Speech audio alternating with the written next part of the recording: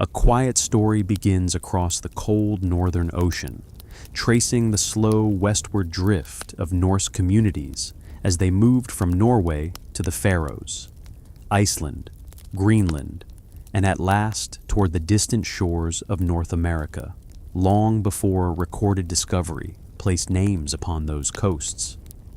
Across the northern reaches of the Atlantic world, where glaciers hung like pale curtains over distant valleys, and where the sea carried its breath in slow, muted tides, life unfolded with a patient rhythm.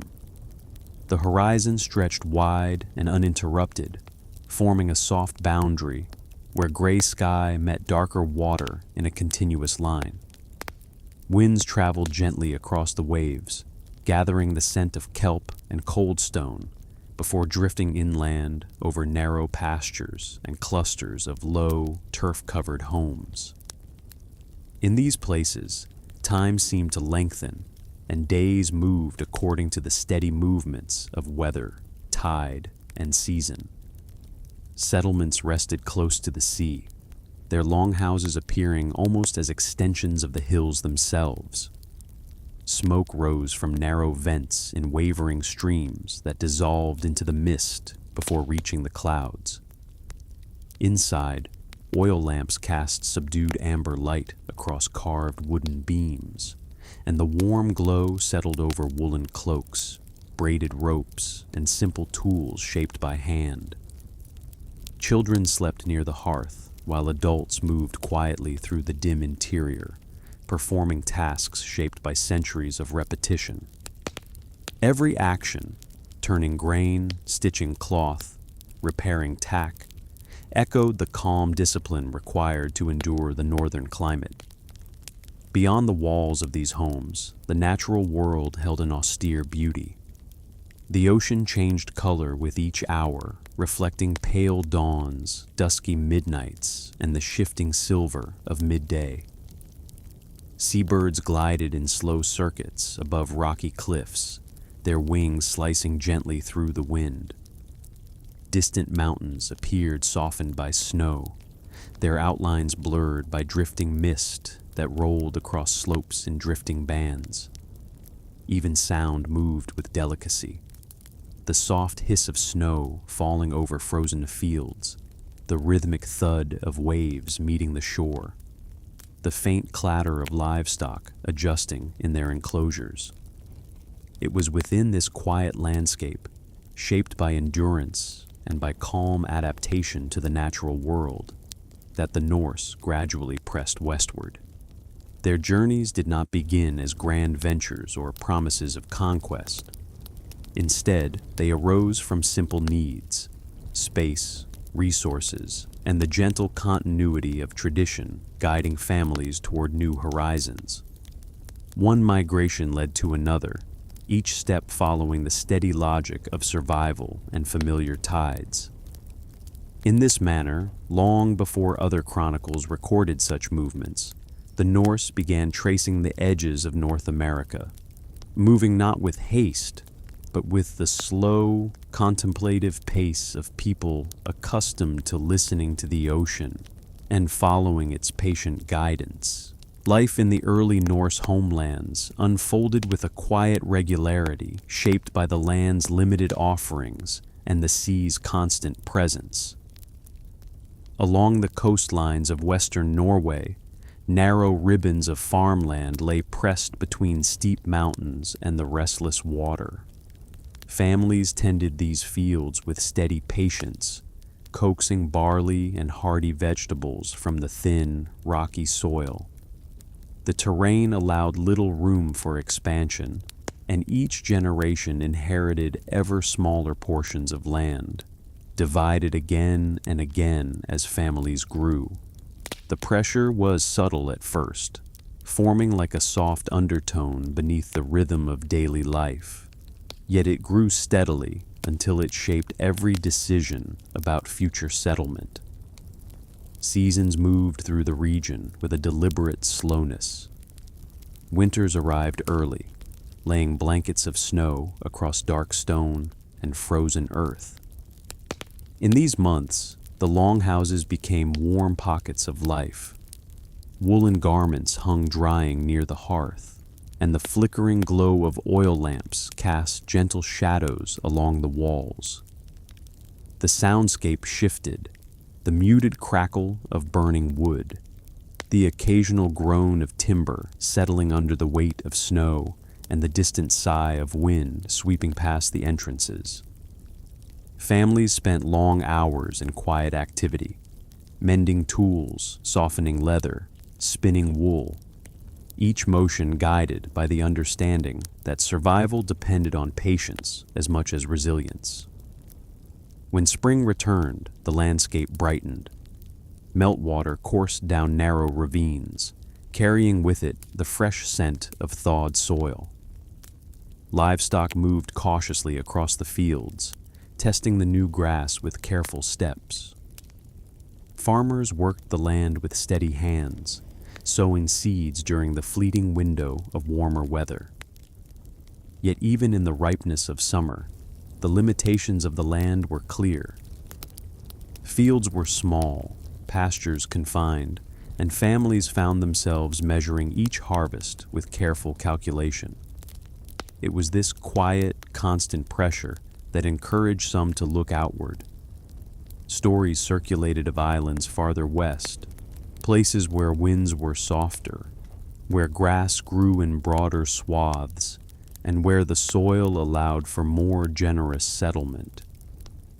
These whispers carried through longhouses during winter gatherings, drifting from one generation to the next, like embers lifted from the hearth.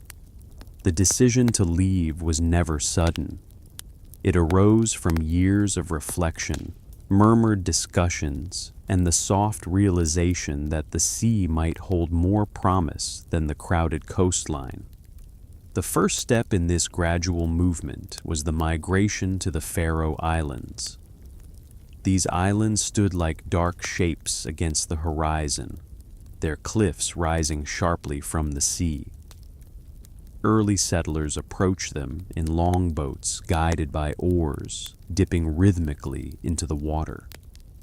As the islands drew closer, they revealed narrow valleys where grass clung tenaciously to slopes shaped by constant wind.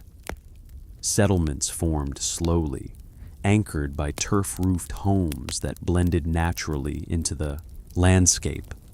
Life here resembled the rhythms of Norway, fishing, farming, and tending livestock, but with slightly more space, slightly more opportunity, slightly less pressure.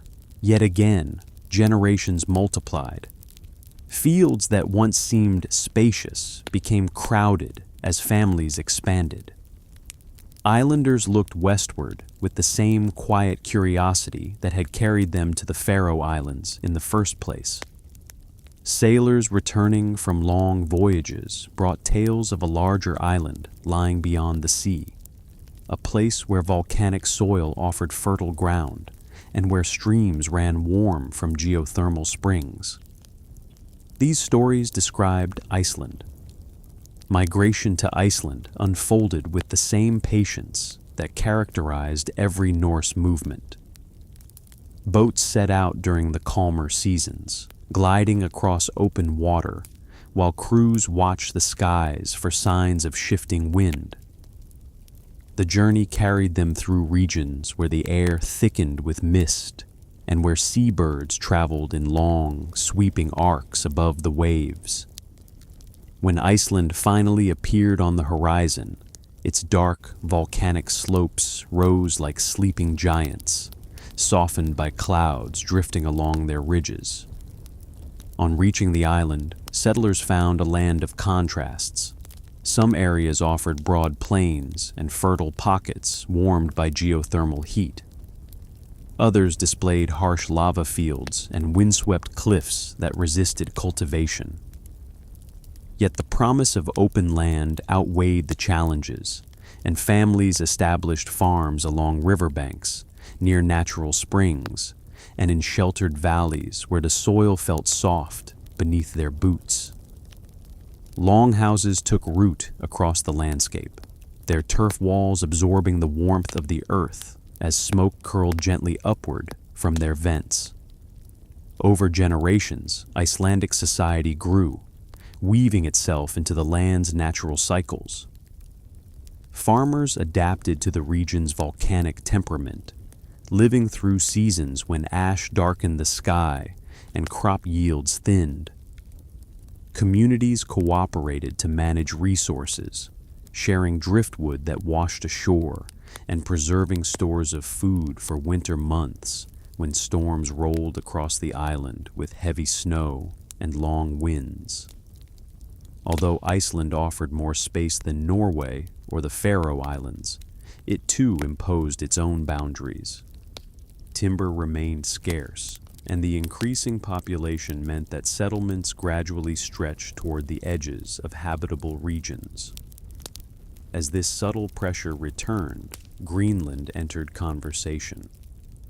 Sailors spoke of a distant coast, touched by ice and stone, but holding pockets of green valleys along its fjords. The name itself, Grönland, carried a promise of pasture and open opportunity. Those who chose to make the journey prepared carefully, stockpiling provisions and strengthening their boats for the long passage through colder waters. The voyage to Greenland tested endurance more than skill. Icy fragments drifted on the sea like small, glittering islands, and the air carried a crispness that pressed gently against exposed skin. The coast appeared in muted tones: gray rock, pale water, and green fields nestled between steep cliffs. Settlements formed in these valleys, shaped by the same thoughtful routines that guided life in Iceland. Here, too, longhouses rose from the earth. Their walls thickened to preserve warmth in a colder climate. Families cultivated small plots, raised livestock, and fished in fjords where seals moved with quiet grace along the water's surface. The rhythm of daily life felt familiar: morning tasks, communal cooperation, and evening gatherings where the fire's glow softened the shadows around the room. Yet even in Greenland, limitations emerged. Some valleys could support only a few families. Winters grew long, stretching into seasons where drift ice blocked travel routes and limited trade. Driftwood became rare, and timber for building was often available only from foreign sources. It was in these circumstances, neither desperate nor comfortable, that the westward horizon became a quiet invitation once more. Stories reached the settlements of Greenland in soft fragments. Sailors blown off course spoke of distant coastlines rising from the sea. Wooden debris washed ashore, carved in ways unfamiliar to Norse hands. Migratory birds arrived from the west during certain seasons, their flight paths hinting at land beyond the ocean's edge. These signs were subtle, yet they accumulated into a gentle certainty. New places existed across the sea. Exploration arose not from ambition, but from the same practical impulse that had guided Norse movements for generations. Families understood the ocean's patterns. They recognized that the sea connected one shore to another, carrying them along steady currents and into new regions. Boats were prepared carefully, their planks tightened and sealed with tar. Supplies were gathered in quiet anticipation. Fish dried beneath the sun, grain stored in woven sacks, tools sharpened and mended during long evenings. When voyages began, they followed the slow, deliberate methods of Norse tradition.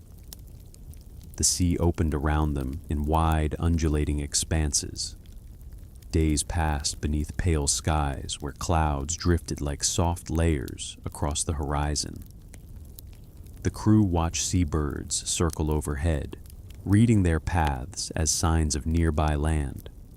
They observed drift patterns, noting when floating logs changed in size or type. Even the scent of the air shifted slightly as they drew nearer to distant continents.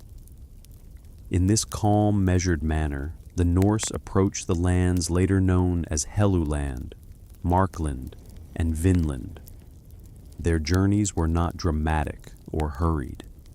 They were natural extensions of a long lineage of movement, shaped by necessity, curiosity, and the steady trust placed in the sea.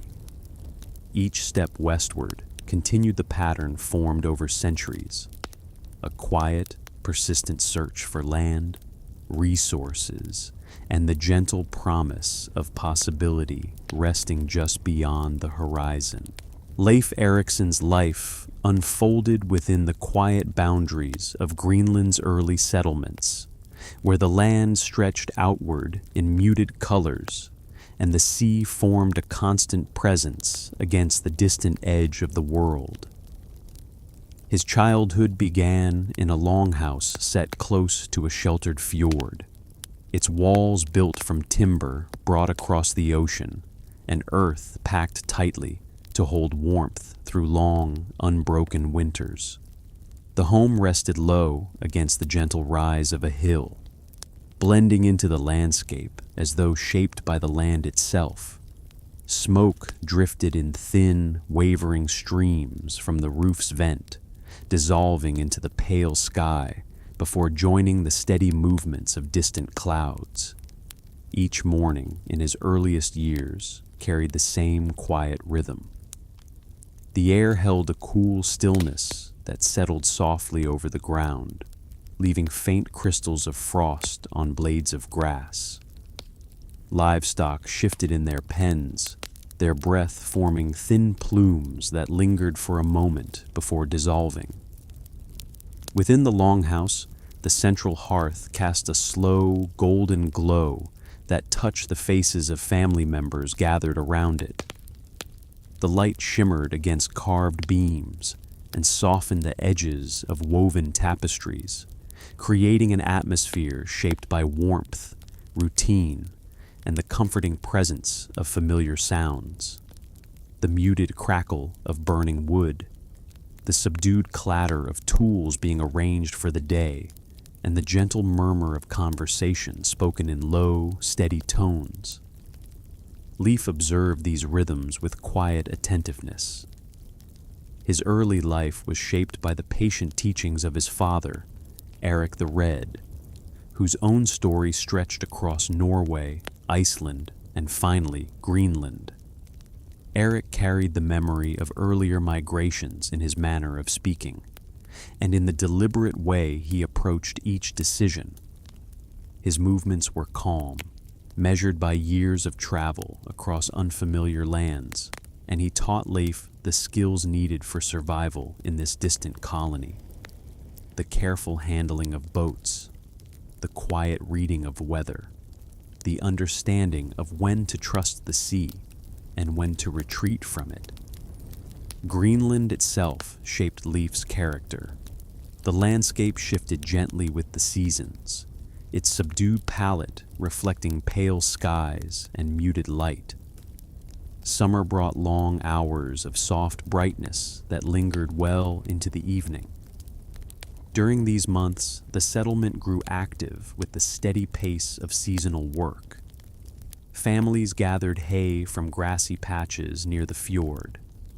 Children fetched water from streams that flowed cold and clear over smooth stones. Fishermen prepared their boats for journeys into deeper waters, where the sea rolled gently beneath the weight of lingering daylight. Winter, however, cast a different mood across the settlement. The light shortened, arriving late and departing early, leaving long stretches of dimness that seemed to settle into the landscape. Snow accumulated in soft layers over the roofs of homes, muffling sound and slowing movement. Within the longhouse, the hearth became the center of existence. Families sat close to its warmth, working with wool, repairing tools and sharing quiet tales that drifted through the dim interior like the smoke rising from the fire. It was during these long nights that stories of distant lands often surfaced. Stories of voyages undertaken by earlier generations, tales of westward horizons, and memories of lands glimpsed far beyond the frozen sea. As Leif grew older, he became increasingly aware of the world beyond Greenland's sheltered fjords. Sailors who visited the settlement occasionally brought news from Iceland and Norway. They spoke of shifting weather patterns, of changes within distant kingdoms, and of the slow evolution of beliefs carried across northern Europe. The stories drifted through the settlement like distant echoes, settling in the minds of those who listened. Leif absorbed these accounts not with haste, but with the calm comprehension characteristic of his upbringing. In his early adulthood, Leif undertook a journey to Norway, traveling across the open ocean where the horizon stretched wide and uninterrupted. The voyage unfolded with a deliberate steadiness. Days passed beneath a pale sky as the boat moved with the rhythm of oars dipping into the sea in slow, repetitive strokes. The air felt crisp and carried the scent of salt water, while the sound of waves brushing gently against the hull formed a continuous undertone. Nights offered moments of quiet reflection beneath a dome of stars whose light shimmered across the surface of the water like scattered fragments of frost.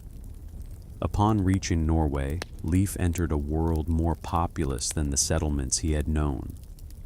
Halls stood taller, gatherings more numerous, and the patterns of life more complex. Yet even within these differences, he maintained the calm reserve shaped by Greenland's quiet routines. He observed the ways in which people navigated their daily lives, spoke in hushed tones with traders and travelers, and listened carefully during extended discussions about new ideas taking root across Europe. Among these was the emerging presence of Christianity, introduced gently by those who traveled between kingdoms. Leif encountered this belief not with conflict, but with reflective curiosity, gradually adopting elements of the faith as part of his evolving understanding of the world. While in Norway, Leif learned more detailed accounts of lands lying far to the west, descriptions of coasts marked by forests, stretches of shoreline where abundant wood washed ashore, and regions where the climate felt softer than that of Greenland.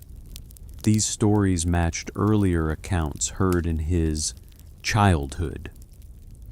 Combined with his father's legacy of exploration and the quiet needs of Greenland settlements, they formed the foundation for a new journey. Preparation for the voyage unfolded with slow precision. Boats were inspected and reinforced, their planks tightened and sealed with tar that carried a faint, earthy scent. Provisions were gathered, dried fish, grain sealed in woven bags, tools sharpened and inspected beneath the soft light of the longhouse. Each task was performed without haste, guided by the understanding that the success of the journey depended on careful planning rather than speed.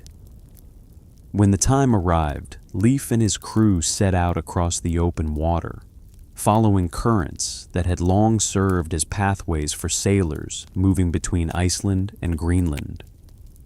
The sea expanded before them, its surface shifting gently under the wind's steady breath. Clouds moved slowly across the sky, at times gathering into heavy formations that muted the light, at other moments parting to reveal vast stretches of pale blue. Days passed with the quiet repetition of labor. Oars dipped steadily into the water. The sails moved softly in the wind. The boat creaked in its familiar patterns, and the crew worked together in silent cooperation. Land appeared first as a faint outline against the horizon. Helluland, a place of broad stone surfaces and cool, stark beauty. The group approached the shoreline without urgency, observing the landscape in measured silence. After some time, they continued southward, guided by currents and by Leif's steady direction. The next coast they encountered offered forests and gentle slopes. Markland, where tall trees swayed with quiet grace. From there, they traveled farther until they reached a land of milder air, flowing rivers and patches of wild grapes. This region, later known as Vinland, carried a calm abundance that contrasted with the harsher climates of Greenland. Leif and his crew established temporary shelters near the coastline. They explored the forests in slow, deliberate paths, noting the variety of trees, the freshness of the air, and the softness of the soil beneath their boots. Streams flowed with clear water that reflected sunlight in delicate ripples. Berry bushes grew in sheltered areas, their fruits small and bright. The crew gathered these resources with steady hands, working in silence or engaging in muted conversation. During their stay, daily life followed the same gentle rhythm found in their homeland. Fires were tended with care, tools arranged neatly in the camp, and tasks divided evenly among the group. Evenings arrived with soft transitions, the sky shifting from muted gold to deepening blue. Nights unfolded beneath wide stretches of stars, whose reflections shimmered faintly across the water's calm surface. The camp rested quietly in the landscape, its presence light and temporary, as if waiting to return to the place from which it came. When the time came to depart, the decision was made with the same practical clarity that guided the arrival. Supplies were gathered, tools checked once more, and timber loaded onto the boat with calm efficiency. The return journey mirrored the outward voyage: steady days, quiet nights, and the slow, continuous movement of the sea carrying them toward Greenland. Upon his return, Leif resumed life in the familiar rhythms of his homeland. His journey gradually entered the tradition of winter storytelling, forming part of the sagas recited in longhouses where the hearth's glow cast shifting patterns across wooden floors. His legacy remained one of calm exploration, shaped not by conquest or urgency, but by observation, patience, and the enduring relationship between people and the quiet world that surrounded them. Life in Greenland, after Leif's return, settled once more into its familiar quiet. Yet the journey had left a subtle imprint on the way he moved through the world. Those who lived in the surrounding farms observed small changes in his manner, changes not marked by outward pride or restlessness, but by a deeper patience that seemed to reflect the long, uninterrupted horizon he had followed across the sea. He walked with a steady, deliberate pace, pausing often to observe the shifting colors of the sky or the slow drift of ice along the fjord. His attention lingered on the muted glow of morning light touching the water, on the faint sound of wind passing through the grass, and on the simple motions of animals grazing near the settlement. Seasons continued to guide his days. In summer, he worked alongside others, gathering hay from the narrow fields, stacking it in quiet piles that would support livestock through the colder months. The air grew warm only in brief intervals, carrying scents of sun-warmed earth and the faint sweetness of newly sprouted plants. Leif found himself reflecting often on the lands he had visited, the deep forests of Markland, the gentle climate of Vinland, and the soft sound of rivers flowing over stones. These memories drifted through his mind with the same calm rhythm as waves sliding against the shoreline. Winter brought long periods of stillness that allowed reflection to deepen.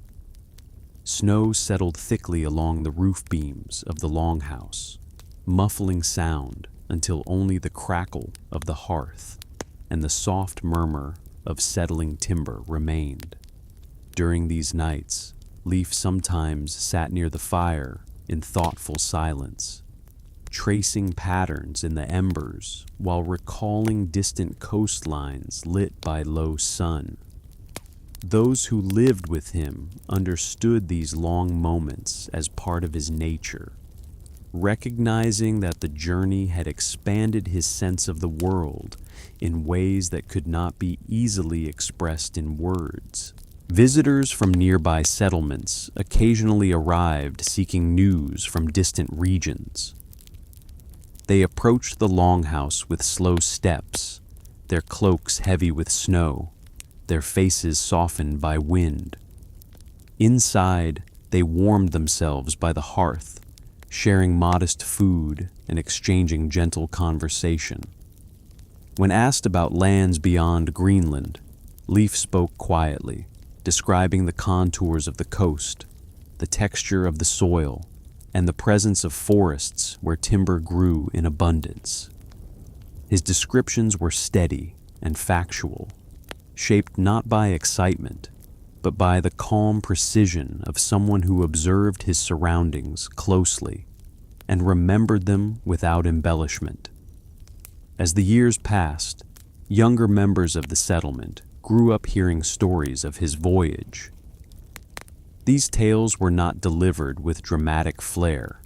Instead, they unfolded slowly during long evenings, spoken in soft tones by those who had listened to Leif's accounts. Children drifted into sleep while hearing of slow rivers, tall trees swaying in rhythmic patterns, and shorelines touched by unfamiliar warmth. These stories blended gradually into the collective memory of the settlement, becoming part of the fabric of winter storytelling that provided comfort during periods of cold and darkness. Leif's role within the community grew in quiet ways. He became a figure of stability, someone others turned to when decisions required calm consideration. His knowledge of distant landscapes granted him a perspective shaped by travel, yet anchored firmly in the practical realities of Greenlandic life. He mediated disagreements with a measured voice, drawing from the patience learned during long sea voyages. When storms approached, he advised on preparations with an understanding of weather patterns gathered through years of observation.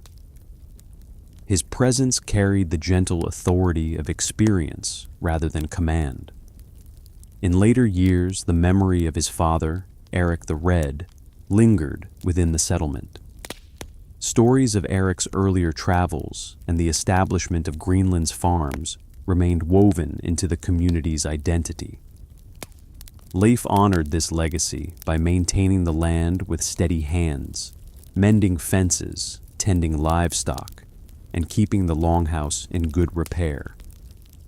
His connection to his father's lineage expressed itself not through grand gestures, but through the simple continuity of daily responsibilities carried out with care. As age approached, Leif's movements slowed, though his awareness of the world remained sharp. He spent more time walking along the shoreline, listening to the water lap gently against the stones. During these walks, he often paused to observe the passing of seabirds whose wings carried them toward horizons he once followed. The cycles of migration, the turning of seasons, and the gradual shifts of light across the fjord seemed to echo the broader journeys of his life. Each pattern reaffirmed the sense of continuity that had shaped him from childhood. In the quiet dusk of his final years, he carried the memory of Vinland not as a place of conquest or ambition, but as a region defined by softness, gentle climates, flowing water, and landscapes touched by calm abundance. These memories drifted through his thoughts like faint currents beneath the surface of the sea. His legacy extended not through dramatic ventures, but through the peaceful acceptance that exploration need not be loud or momentous to leave its mark. It could be something quiet, something steady, something carried forward in stories spoken in low voices around the hearth during long winter nights. Long after his passing, the saga of his life continued to move gently across generations.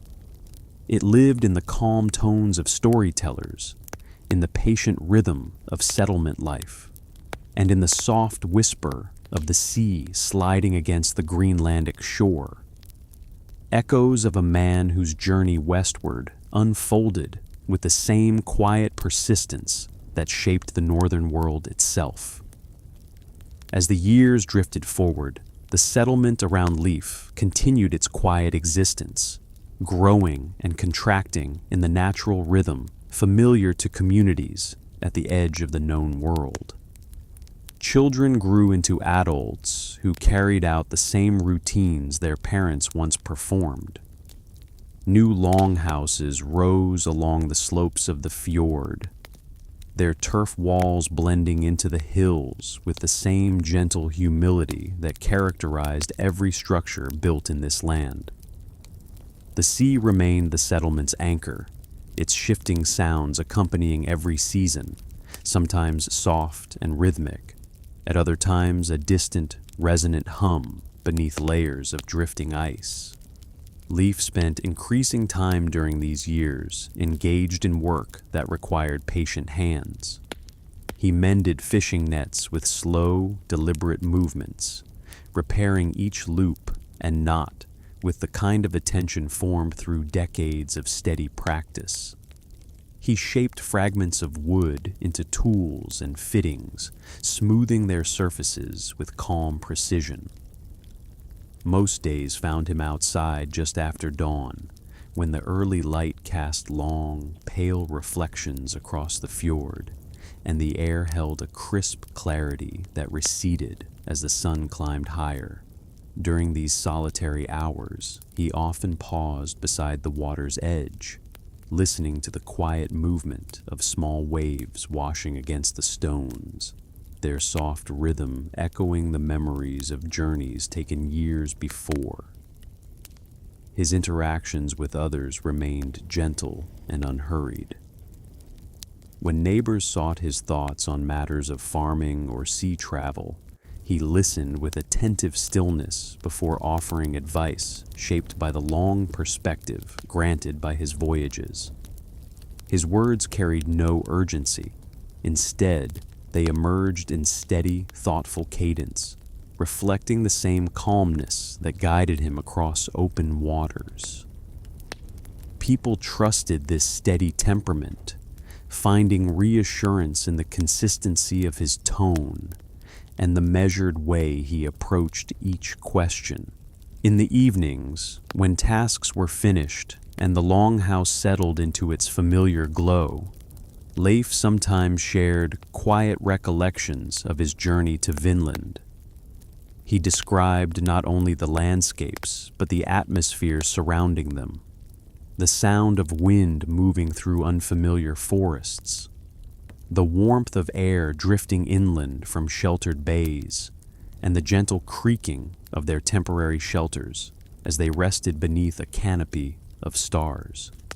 Those listening absorbed these details with slow appreciation, imagining the distant world as a place marked not by grandeur, but by calm abundance, shaped by the same natural rhythms that govern their own lives. During the coldest months, when snow pressed heavily against the longhouse walls and daylight narrowed into brief intervals, Leif often joined others in communal tasks that filled the long hours of winter.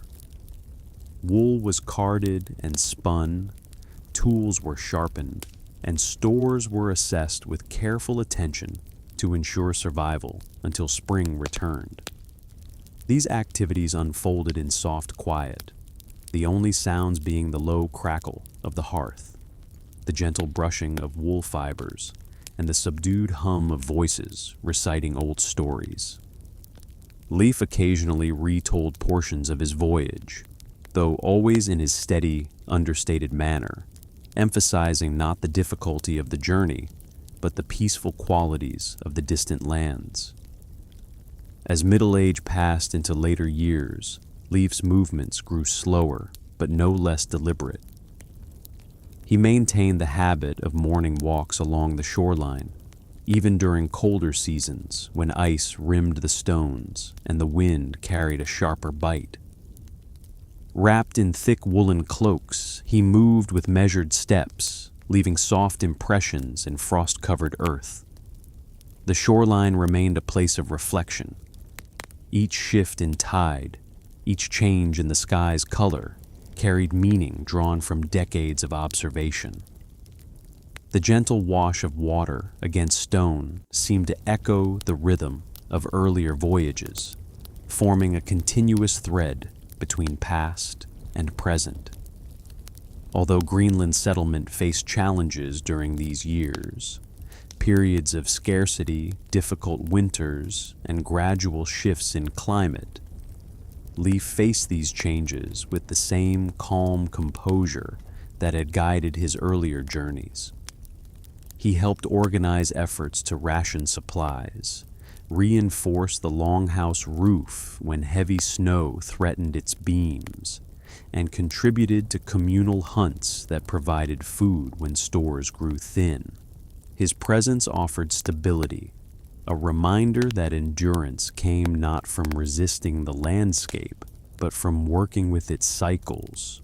Visitors from Iceland or passing traders occasionally brought news of the wider world, speaking of increasing conflict in distant kingdoms or shifting alliances across the sea. Leif listened, absorbing these accounts with quiet interest, but without longing for the intensity of life in larger settlements.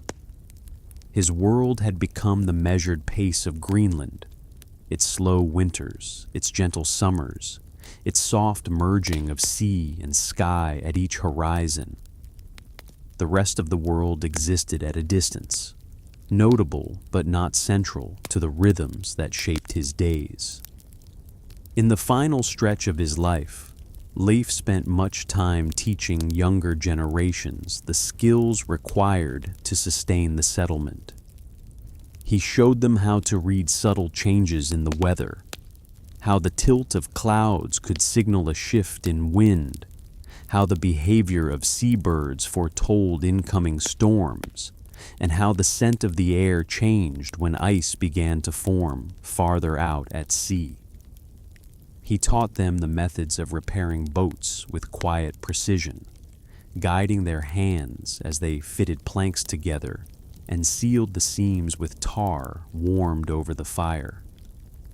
These lessons became part of the community's enduring knowledge, passed down through generations long after his voice fell silent. During these years, Leif often contemplated the quiet impermanence of human presence within the landscape. He observed how winds erased footprints overnight, how snow reshaped the contours of fields, and how the sea washed away the marks of boats pulled to shore. This understanding brought him a peaceful acceptance of his place within the world, a small point within a vast rhythm of land and water, life and memory. When his time came, his passing carried the same gentle stillness that marked his days. There was no sudden change, no disruption. His absence settled across the settlement like a soft winter snowfall, felt more in the quiet moments than in dramatic displays of grief. Stories of his voyage continued to drift through the longhouses during evenings when the wind pressed against the walls and the fire cast shifting patterns across the floor. His memory entered the sagas as a steady thread, woven into the greater fabric of Norse history, not through bold proclamations, but through calm persistence and a life lived in harmony with the slow movements of the northern world. Long after his voice faded, the tale of his journey lingered among the people of Greenland. It lived in the hush of winter nights, in the rhythmic stroke of oars across calm water, and in the enduring knowledge that exploration could arise not from fevered ambition, but from the gentle, continuous search for understanding within a vast and quiet world. As Leif's life settled once more into the steady rhythms of Greenland, the stories of his journey began to drift quietly beyond the walls of the longhouse, moving from one generation to the next with the same unhurried pace that had carried him across the ocean. Over time, the details softened, shaped gently by memory and retelling. What remained were impressions of distant coasts touched by mild air, of forests rising in slow, undulating patterns, of rivers flowing with a clarity unfamiliar to the northern settlements. These impressions lingered within the community like faint traces of sunlight that remained long after evening arrived. As years accumulated into decades and decades into centuries, the physical marks of those early journeys faded. Leif's footsteps along the shoreline dissolved beneath new layers of snow and soil. The temporary shelters built in Vinland returned to the earth. The voices that once spoke quietly beside distant hearths grew silent. Yet the memory of the western lands did not disappear. It continued to move softly through the sagas, carried in measured tones during long winter nights, echoing the journey of those who crossed the cold northern sea with patient determination. Long after the generation that knew Leif had passed, the land itself began to preserve what memory could not.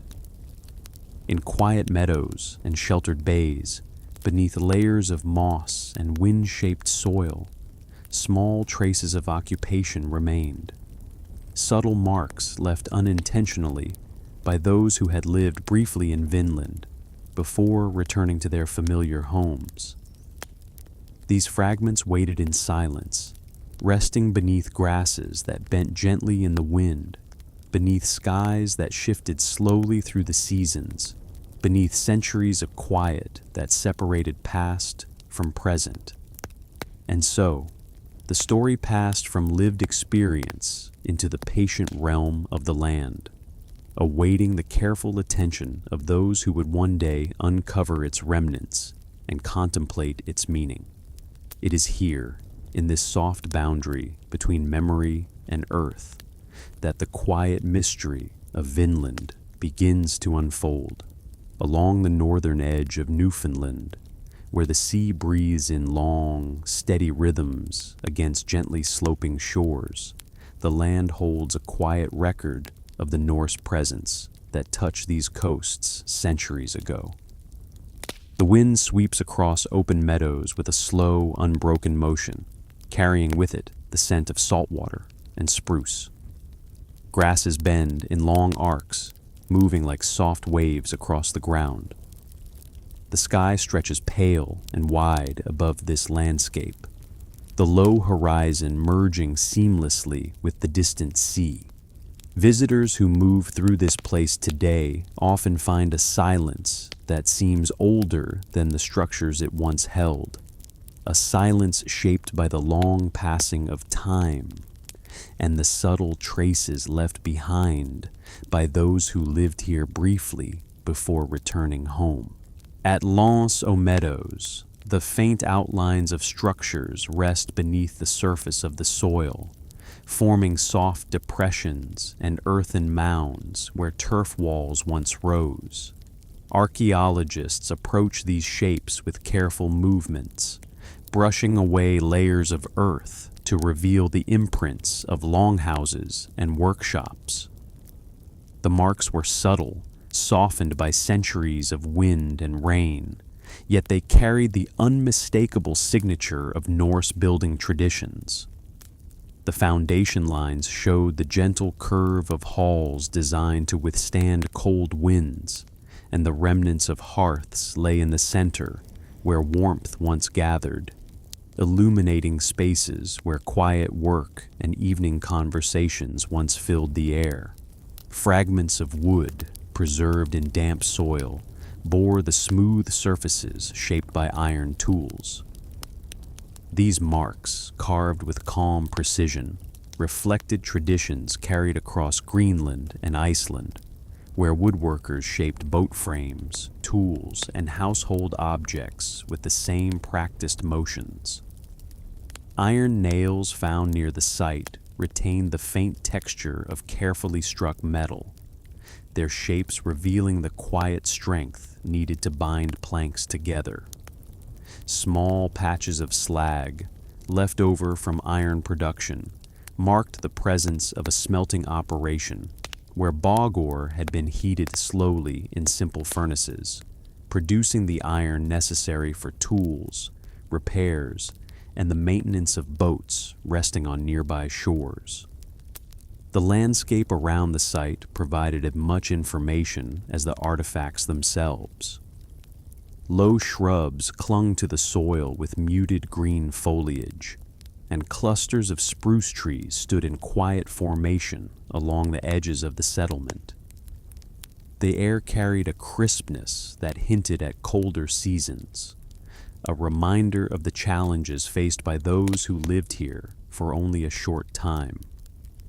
The slow movement of the clouds drifting toward the horizon mirrored the slow rhythms of life that must have defined their days, mending nets, repairing boats, gathering wood, and preparing meals that simmered quietly in the dim interior of turf-walled halls.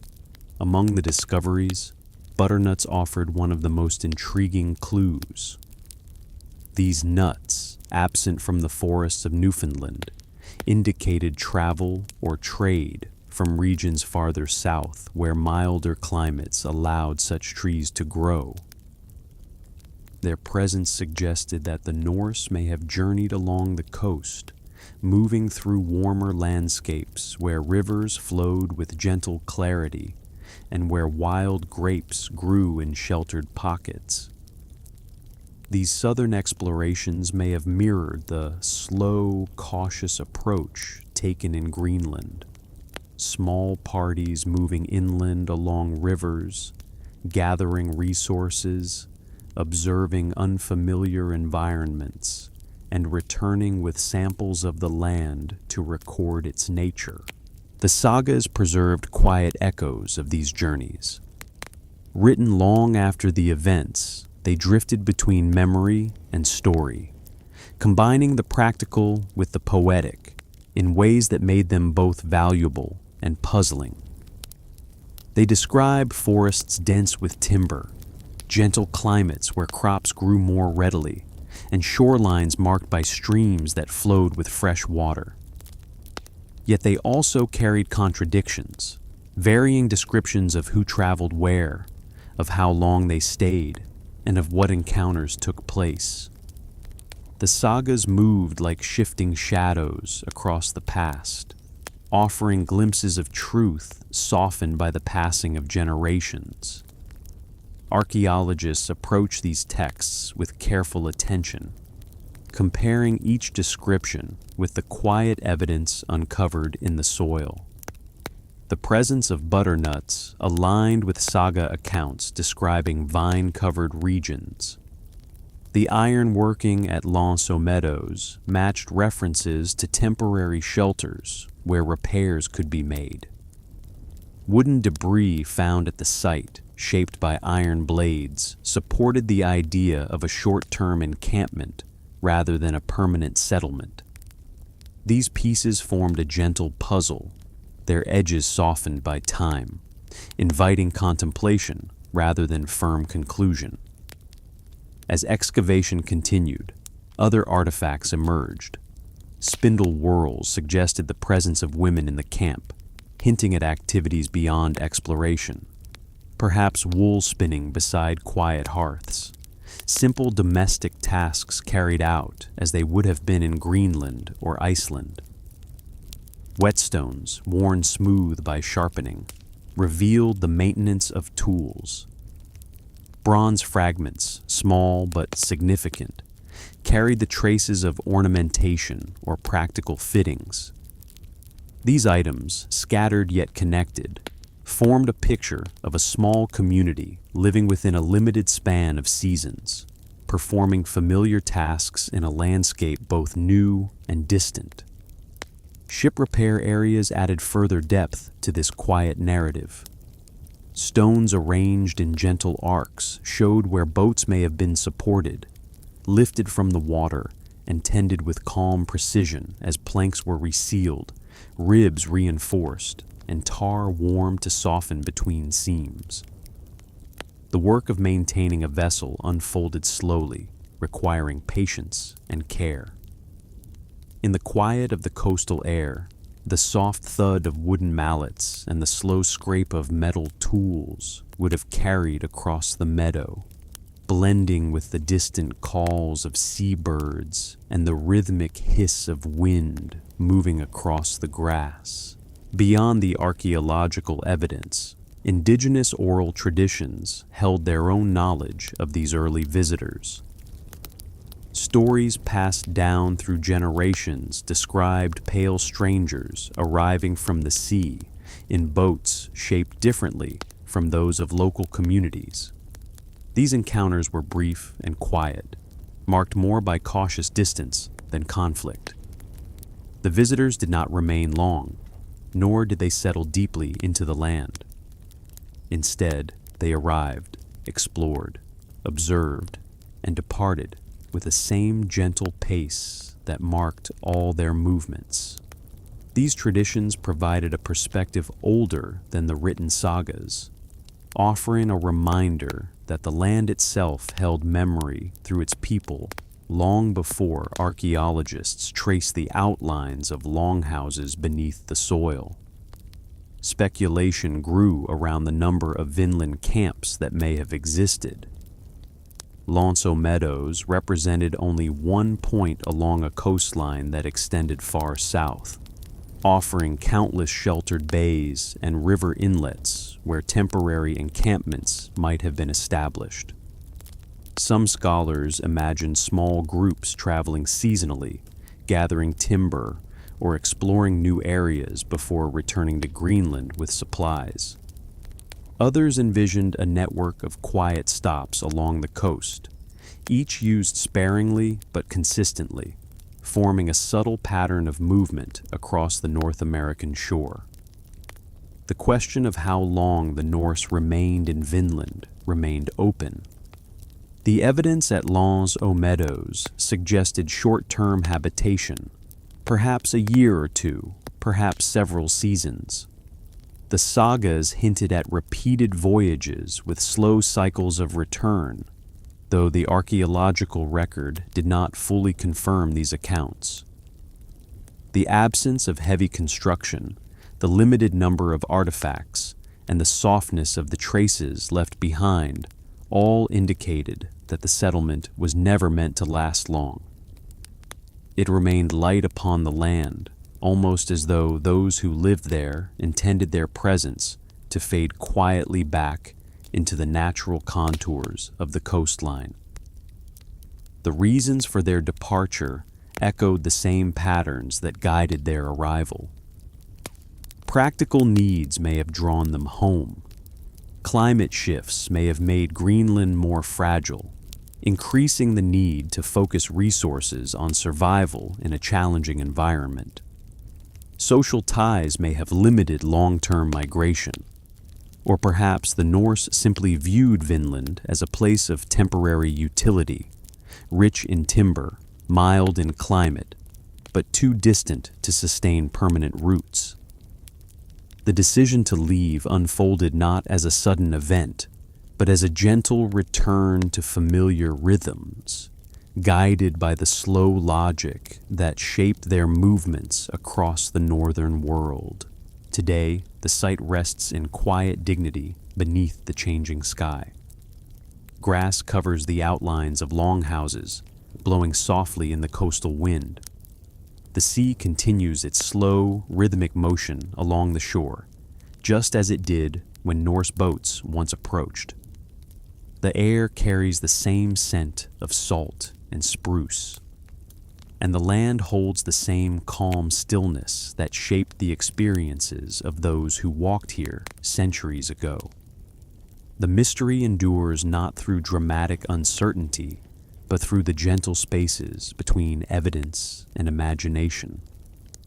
The long pause between archaeological discovery and the faint hum of forgotten stories drifting across time. The land remembers them in subtle ways. It remembers the warmth of their hearths, the gentle tapping of tools, the footprints pressed lightly into soft earth. It remembers the smoke rising in thin streams toward the sky, and the quiet murmur of voices carried on the breeze. And though their presence was brief, it remains part of the landscape's deep history, lingering like a soft echo in the vast calm of the northern coast, where waves continue to move with the same patient rhythm that once welcomed their arrival and later watched their departure. As the years passed and the seasons continued their slow cycle over the northern coast of Newfoundland, the land itself became the quiet guardian of what remained from that brief Norse presence. The wind that moved across the meadows carried no memory of voices, yet its gentle, persistent motion shaped the earth that had once supported homes and workshops. Grass rooted deeply into soil, softened by centuries of snowfall, and faint depressions where long houses had once stood became part of the natural contours of the landscape. The sea, moving in and out with an unbroken rhythm, washed the shoreline with the same soft persistence that had greeted the Norse ships long ago. Archaeologists visiting the site in modern times often remarked on the deep stillness that seemed to permeate the area, as though the land held its memories not in sound, but in quiet presence. When the first discoveries were made, the earth offered up its secrets in gentle fragments, pieces of charcoal preserved by damp peat, beads of slag that glimmered faintly under shifting light, and delicate shavings of worked wood that had survived beneath layers of soil. Each artifact emerged not with drama, but with a kind of graceful inevitability, as though the land released its stories only when approached with patience and care. Work at the site progressed slowly, guided by respect for the fragile traces hidden beneath the surface. Archaeologists knelt over shallow trenches, brushing aside earth with careful strokes of their tools. The sound of bristles moving through soil blended with the distant whisper of the wind, creating a rhythm that mirrored the patient work of excavation. As each layer of earth was removed, new details appeared, slight changes in soil color, subtle patterns where turf walls had been cut, and small scattered objects that hinted at daily life.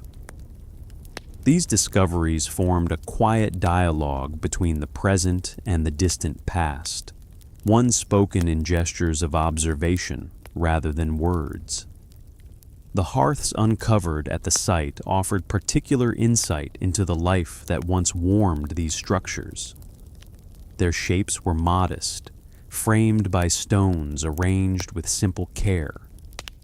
Charcoal remnants still carried faint traces of burned wood, a silent testament to fires that had burned steadily inside longhouses now lost to time.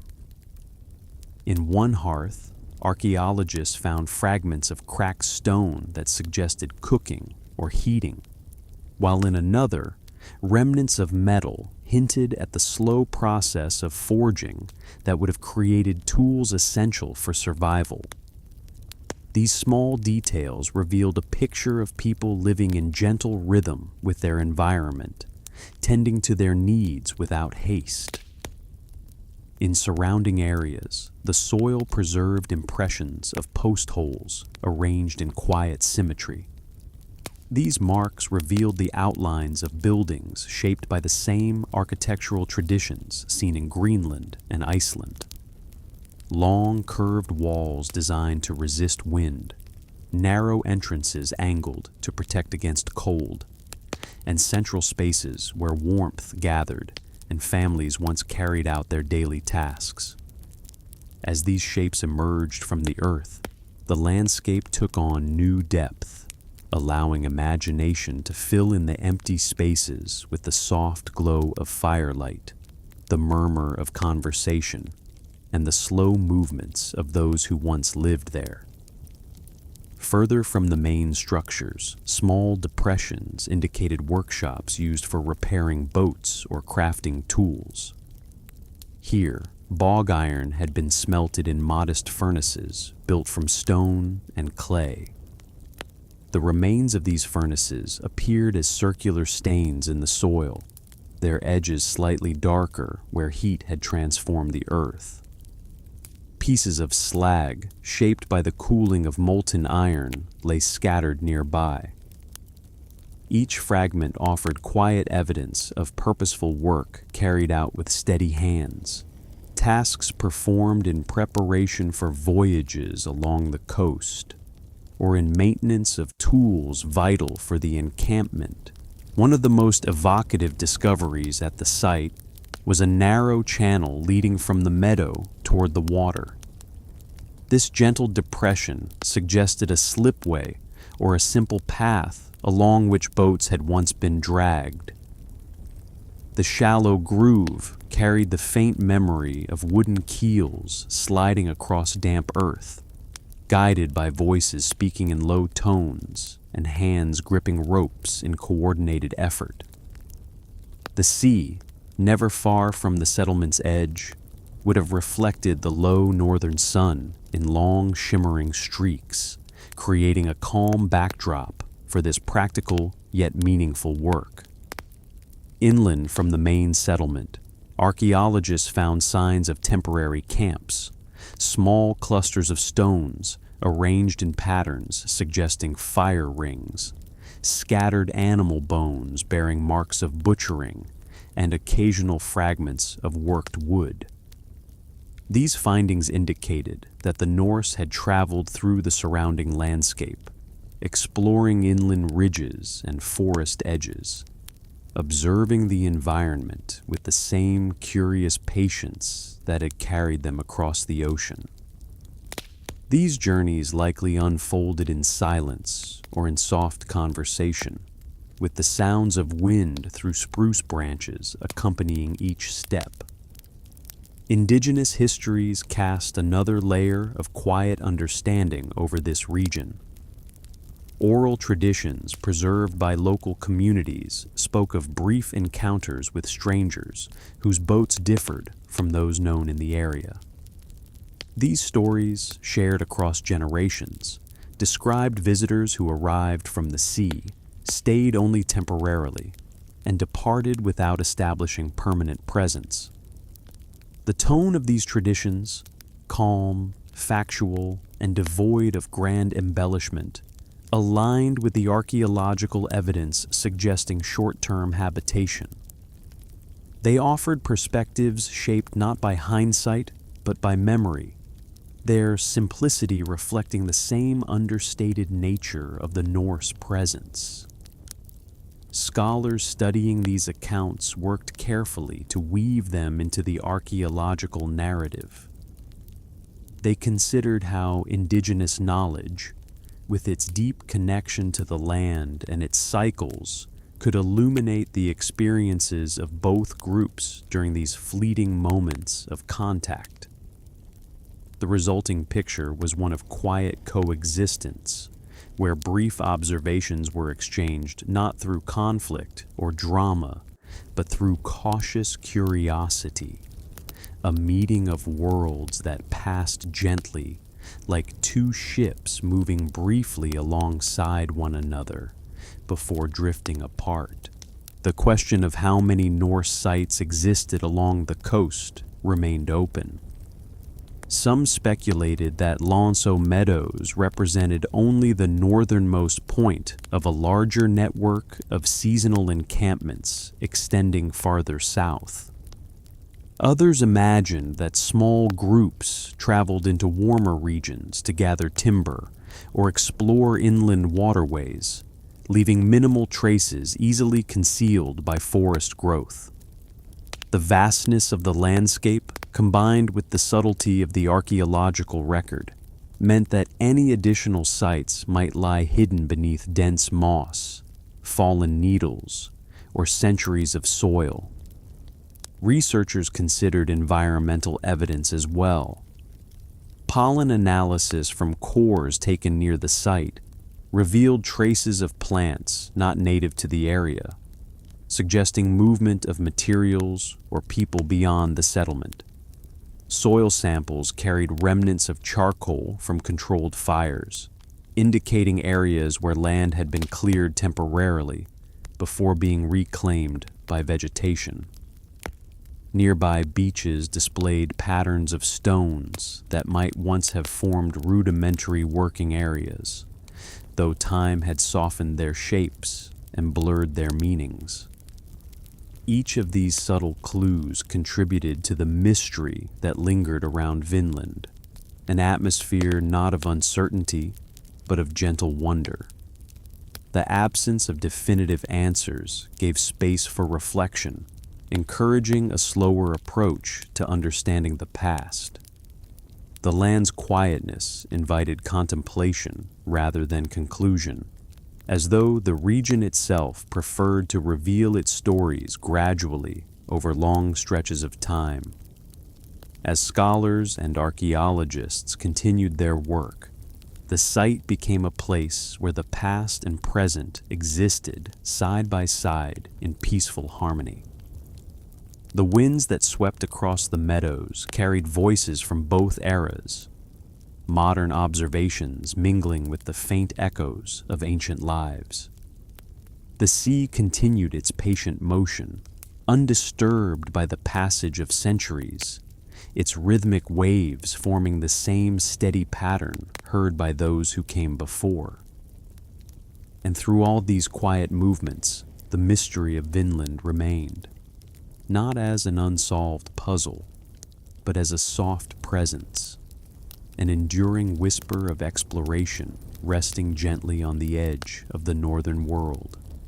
As the quiet traces of Vinland settled into the earth, and as the wind continued to brush softly across the meadows where Norse footsteps had long faded, the story of these western journeys circled slowly back toward the societies that had carried them outward. The land preserved the faintest imprints of temporary settlements, yet the deeper roots of Norse life, the structures of families, communities, and traditions, remained firmly anchored across Greenland, Iceland, and the Scandinavian homelands. The people who traveled into the unknown did so not as solitary wanderers, but as members of a world shaped by longhouses warmed by steady hearths, by councils that governed with quiet deliberation, and by customs carried gently through generations. To understand what they brought to Vinland and what they left behind there, it is necessary to return to those calmer, older worlds, the social landscapes that guided their movements, their decisions, and their sense of belonging.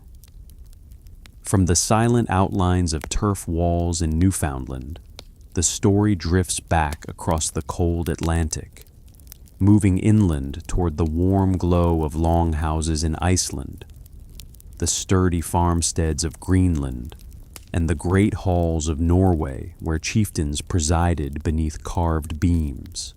It is within these peaceful interiors, lit by firelight and softened by woven cloth, that the deeper rhythm of the Norse world can be felt. Across the northern settlements of the Norse world, life unfolded in layers shaped by tradition, landscape, and the careful balance of community. From the low, turf-roofed longhouses of Iceland to the more elaborate great halls of Norway, these societies shared a common rhythm, a slow, steady pattern of duties and gatherings, of quiet authority and communal cooperation, of kinship that bound individuals into families and families into wider networks of trust. Through the centuries, these patterns formed the backdrop for every voyage, every migration, and every decision to cross the boundaries of the known world. In Iceland, homes rested close to rivers and sheltered valleys where steam rose gently from geothermal springs. Longhouses stretched out in smooth, elongated forms, their earthen walls absorbing warmth from the interior fire. Smoke filtered upward in thin threads, escaping through small vents before dissolving into the bright, lingering light of summer or the cold stillness of winter. Inside, the atmosphere felt soft and enclosed. Woolen cloaks hung from carved pegs. Woven tapestries added muted color to the dim interior. The hearth glowed with a steady amber brightness, illuminating the faces of those gathered for meals or evening conversation. Tools stored neatly along the walls bore the polished appearance of long use. Daily life here carried a gentle weight of routine. Families rose with the early light of morning and stepped into air still cool from the night. Livestock wandered through small enclosures, their movements slow and measured. Children fetched water from shallow streams, their footsteps soft against the damp earth. Women spun wool with patient motions, their hands rising and falling in quiet repetition. Men tended to boats, repaired tools, or shaped wooden beams for new homes, each action guided by skill passed down through generations. The soundscape was subdued, creaking timbers, faint murmurs of conversation, distant calls of birds, and the soft, rhythmic crackle of fire. The social structure of Norse society rested upon clear distinctions, yet these distinctions flowed naturally, forming a gentle framework rather than rigid divisions. Jarls held positions of leadership, maintaining order and overseeing matters of trade, justice, and regional gatherings. Free farmers, bondi, formed the backbone of society, tending their land with careful attention and participating in communal decisions at the thing assemblies. Freedmen and laborers completed necessary work with quiet diligence, their roles woven into the daily operations of farms and households. Thralls, though bound by dependency, lived within the same slow rhythms as others, sharing in the tasks that sustained the community. Thing assemblies held a central place within this social fabric. These gatherings, often held on open ground beneath a wide sky, brought together farmers and leaders to discuss matters of law and settle disputes. People traveled across valleys and along coastal paths to reach these meetings, arriving with calm expectation. The proceedings unfolded with a measured pace. Voices rose in thoughtful debate, then fell into silence as decisions were contemplated. The wind, moving across the grass, carried these sounds with gentle persistence. When final resolutions were reached, they were accepted with the same dignity that characterized all aspects of Norse governance. Religion and belief formed another layer of this world. Rituals unfolded in quiet ceremony rather than spectacle. Small wooden figures representing deities rested on shelves near the hearth. Families made offerings of grain or carved objects, their motions slow and reverent. Runes carved into wood or bone added another dimension, serving as symbols of protection, guidance, or simple remembrance. People carried these tokens through daily life, their presence blending seamlessly into the calm patterns of existence. Even the transition toward Christian belief in later generations occurred gradually, introduced through travelers and missionaries whose gentle teachings wove themselves into the fabric of older customs. Within this world of soft-spoken authority and steady tradition, craftspeople played an essential role. Blacksmiths worked in workshops warmed by steady flames, hammering iron into tools with slow, rhythmic blows that echoed like muted heartbeats. Woodworkers shaped beams and boats with practiced precision, shaving thin curls of wood that drifted to the floor like soft petals. Farmers tended to their animals with patient care, guiding them through narrow pastures and protecting them from early winter storms. Women wove cloth on wooden looms, their movements precise, the sound of wool sliding through their fingers, blending with the quiet of the longhouse. Greenland carried these traditions into harsher surroundings. Farms nestled along fjords where the water mirrored the sky's shifting tones. The walls of homes were built thicker, their turf layers pressed tightly to protect against stronger winds and colder temperatures. Seal oil lamps burned with soft, steady flames that flickered against the walls, brightening the interior without disturbing its tranquility. Outside, the landscape stretched in wide expanses of muted color. Frost-touched grass, pale lichen, dark stone shaped by centuries of snow and glacial movement. The people who lived here observed the environment with deep familiarity, reading its subtle signs with a quiet vigilance. The social life of Greenland was modest but strong. Neighboring farms depended on each other for shared labor during the short summers, when hay needed gathering or livestock needed herding across rough terrain. During the darker months, gatherings in longhouses provided warmth and companionship. Stories flowed through the air with gentle cadence, recounting journeys across the sea, moments of family history, or ancient tales that traveled across generations. Even these moments of storytelling maintained a calm demeanor, for the harsh environment encouraged cooperation and steadiness rather than display or contention. Farther east, in the homelands of Norway, society displayed more complexity, though its heart beat with the same slow rhythm. Along the shores of fjords, where mountains rose steeply in layers of gray rock, the great halls of chieftains and jarls stood larger and more ornate than their western counterparts. Their wooden walls bore carvings of intertwined patterns, serpents, vines, and figures shaped with deliberate artistry. The roofs rose higher, supported by sturdy beams that creaked softly in the wind. Inside, the central hearth glowed with rich heat, its flames reflecting off polished shields hung along the walls. Benches lined the hall, draped with furs that softened the hardwood beneath. Feasts in these halls unfolded in slow, measured patterns. Food was passed between guests with calm ceremony.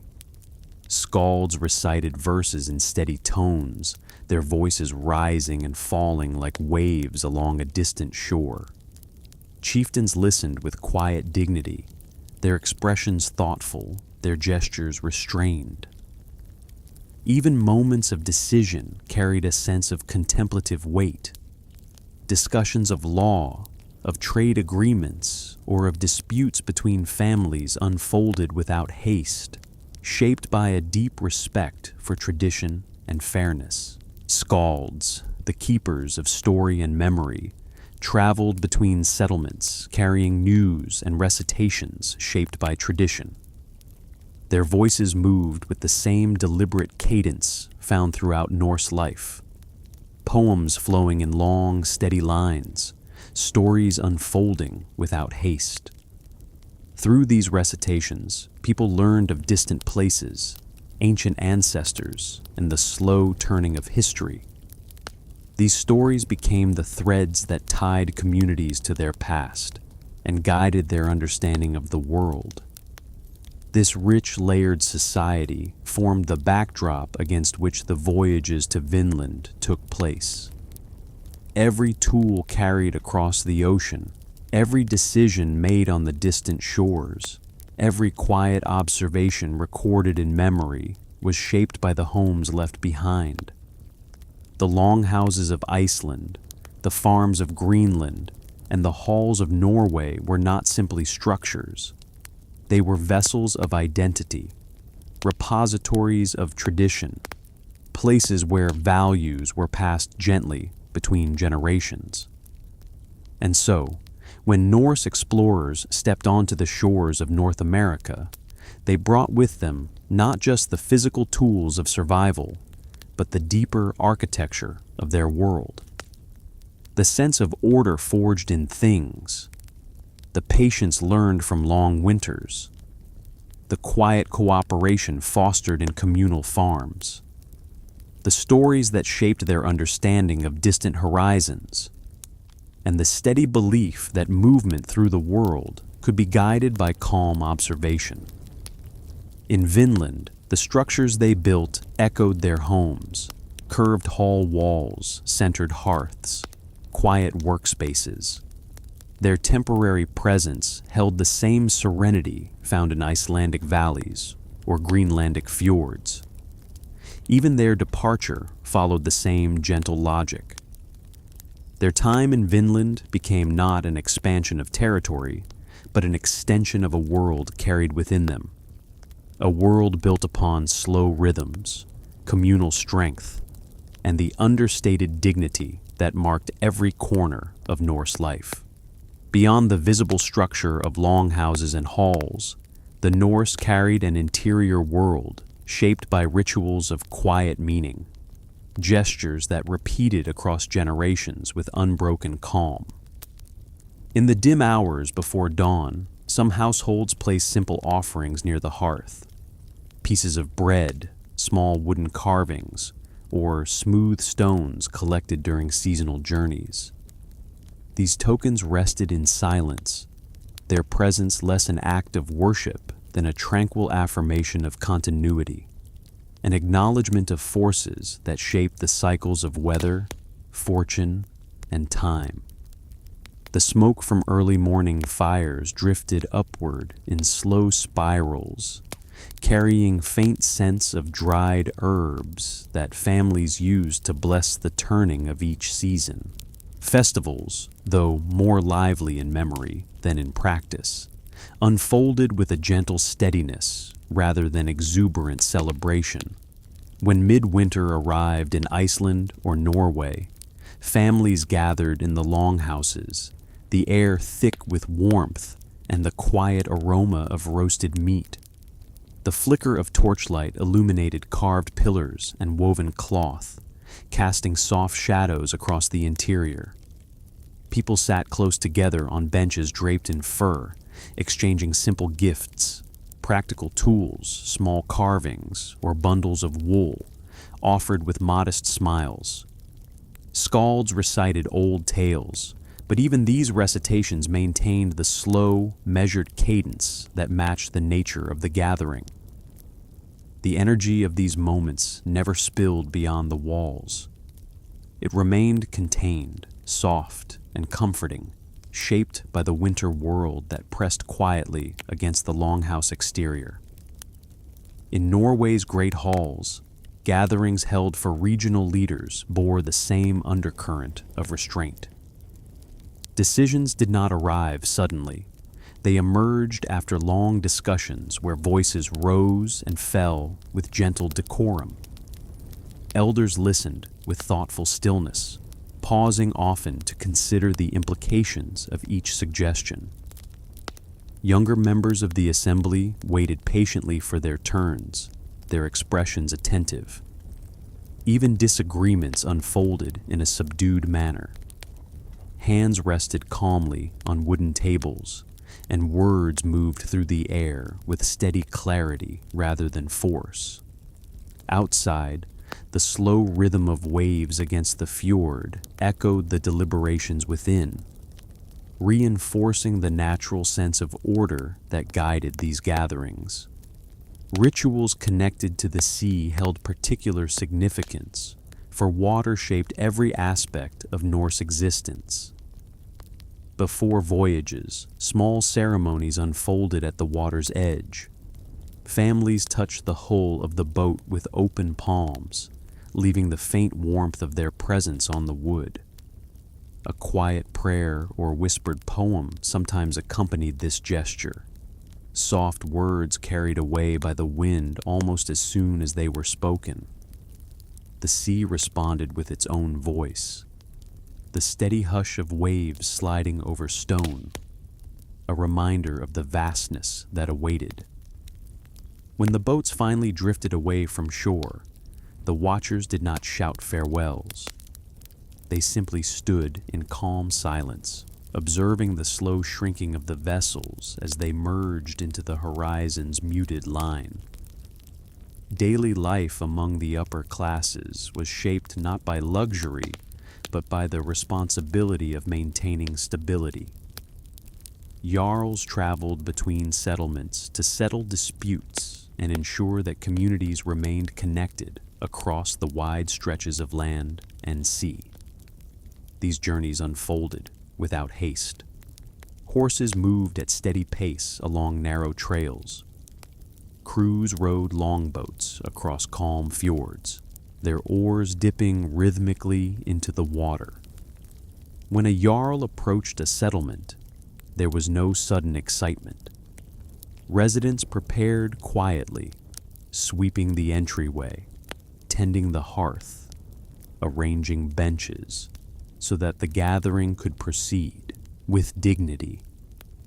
Conversations between leaders and families unfolded slowly, shaped by mutual respect and by the understanding that authority worked best when it mirrored the steadiness of the natural world. Women of high status often served as the quiet centers of household life. They oversaw the weaving that filled storerooms with warm textiles, guided the preparation of food for long winters, and managed domestic rituals with gentle deliberation. Their influence shaped the atmosphere within the longhouse, ordering tasks, organizing gatherings, and preserving stories passed from one generation to the next. Their movements were calm and purposeful, placing a hand upon a child's shoulder, smoothing a piece of cloth across a bench, stirring a pot of broth that simmered near the hearth.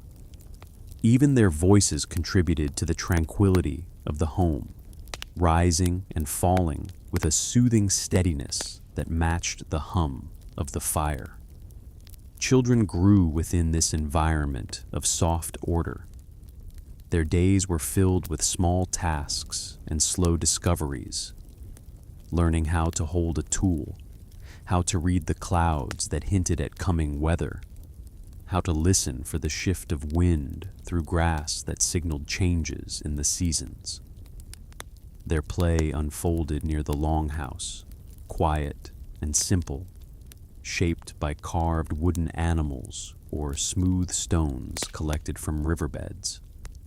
They absorbed the calmness of their surroundings, developing the steady temperament expected of those who would one day tend farms, guide ships, or preside over community gatherings.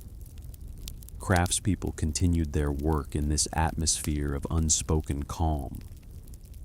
The blacksmith's hammer rose and fell in slow, deliberate motions, its muted rhythm echoing against the workshop's beams. The boat builder traced his hands along the curve of a keel, examining each line with patient concentration. Carvers shaped runestones with gentle pressure, their chisels tapping lightly against stone in repeated patterns that could continue for hours without interruption. These crafts were less about creating objects than about engaging in processes that fostered continuity, linking one generation of artisans to the next with subtle grace. Seasonal shifts gave texture to this world. In spring, soft winds moved across melting snow, carrying the scent of thawing earth. In summer, long daylight hours filled valleys with pale gold, illuminating flocks grazing along hillsides. In autumn, the slow turning of leaves signaled the arrival of harvests gathered with unhurried cooperation.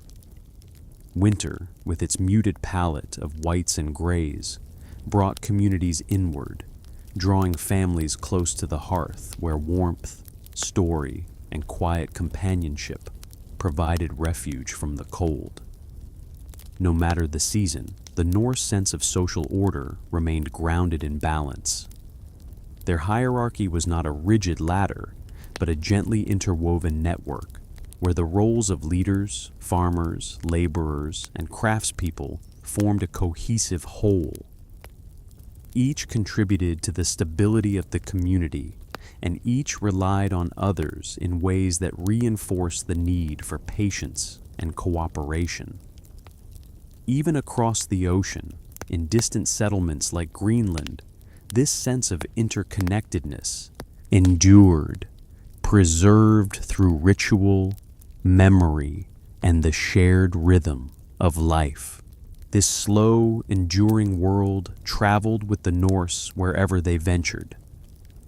It shaped their movements across the northern seas, guided their decisions when exploring new lands, and offered comfort in unfamiliar places.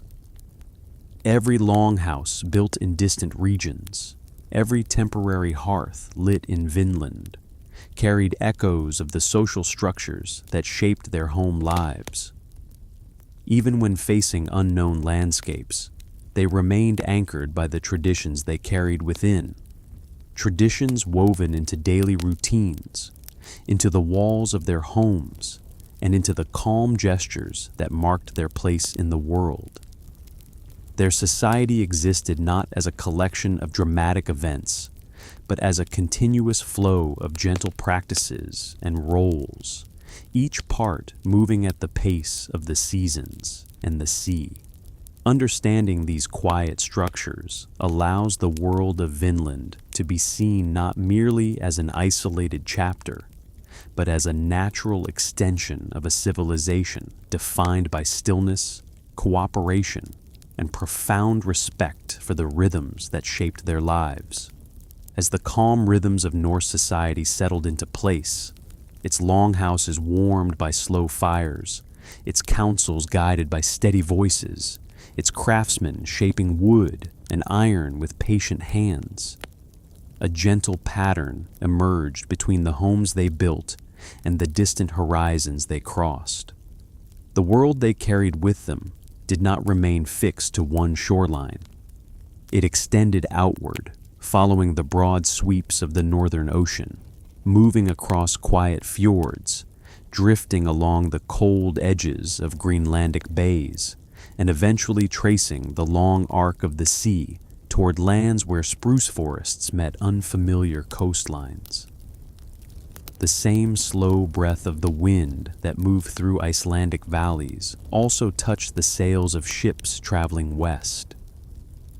The same soft glow of firelight that flickered against the carved beams of Norwegian halls also flickered against the interior walls of simple shelters built in Vinland. In this way, the Norse did not merely travel across the sea. They carried the essence of their world with them, allowing it to drift gently across waters, settle briefly on new shores, and interact with landscapes, peoples, and environments far from their homeland.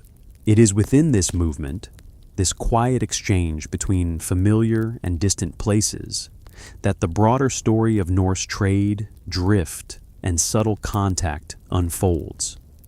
And so, the narrative moves outward once more, following the pathways of goods, ideas, and currents across the cold northern Atlantic.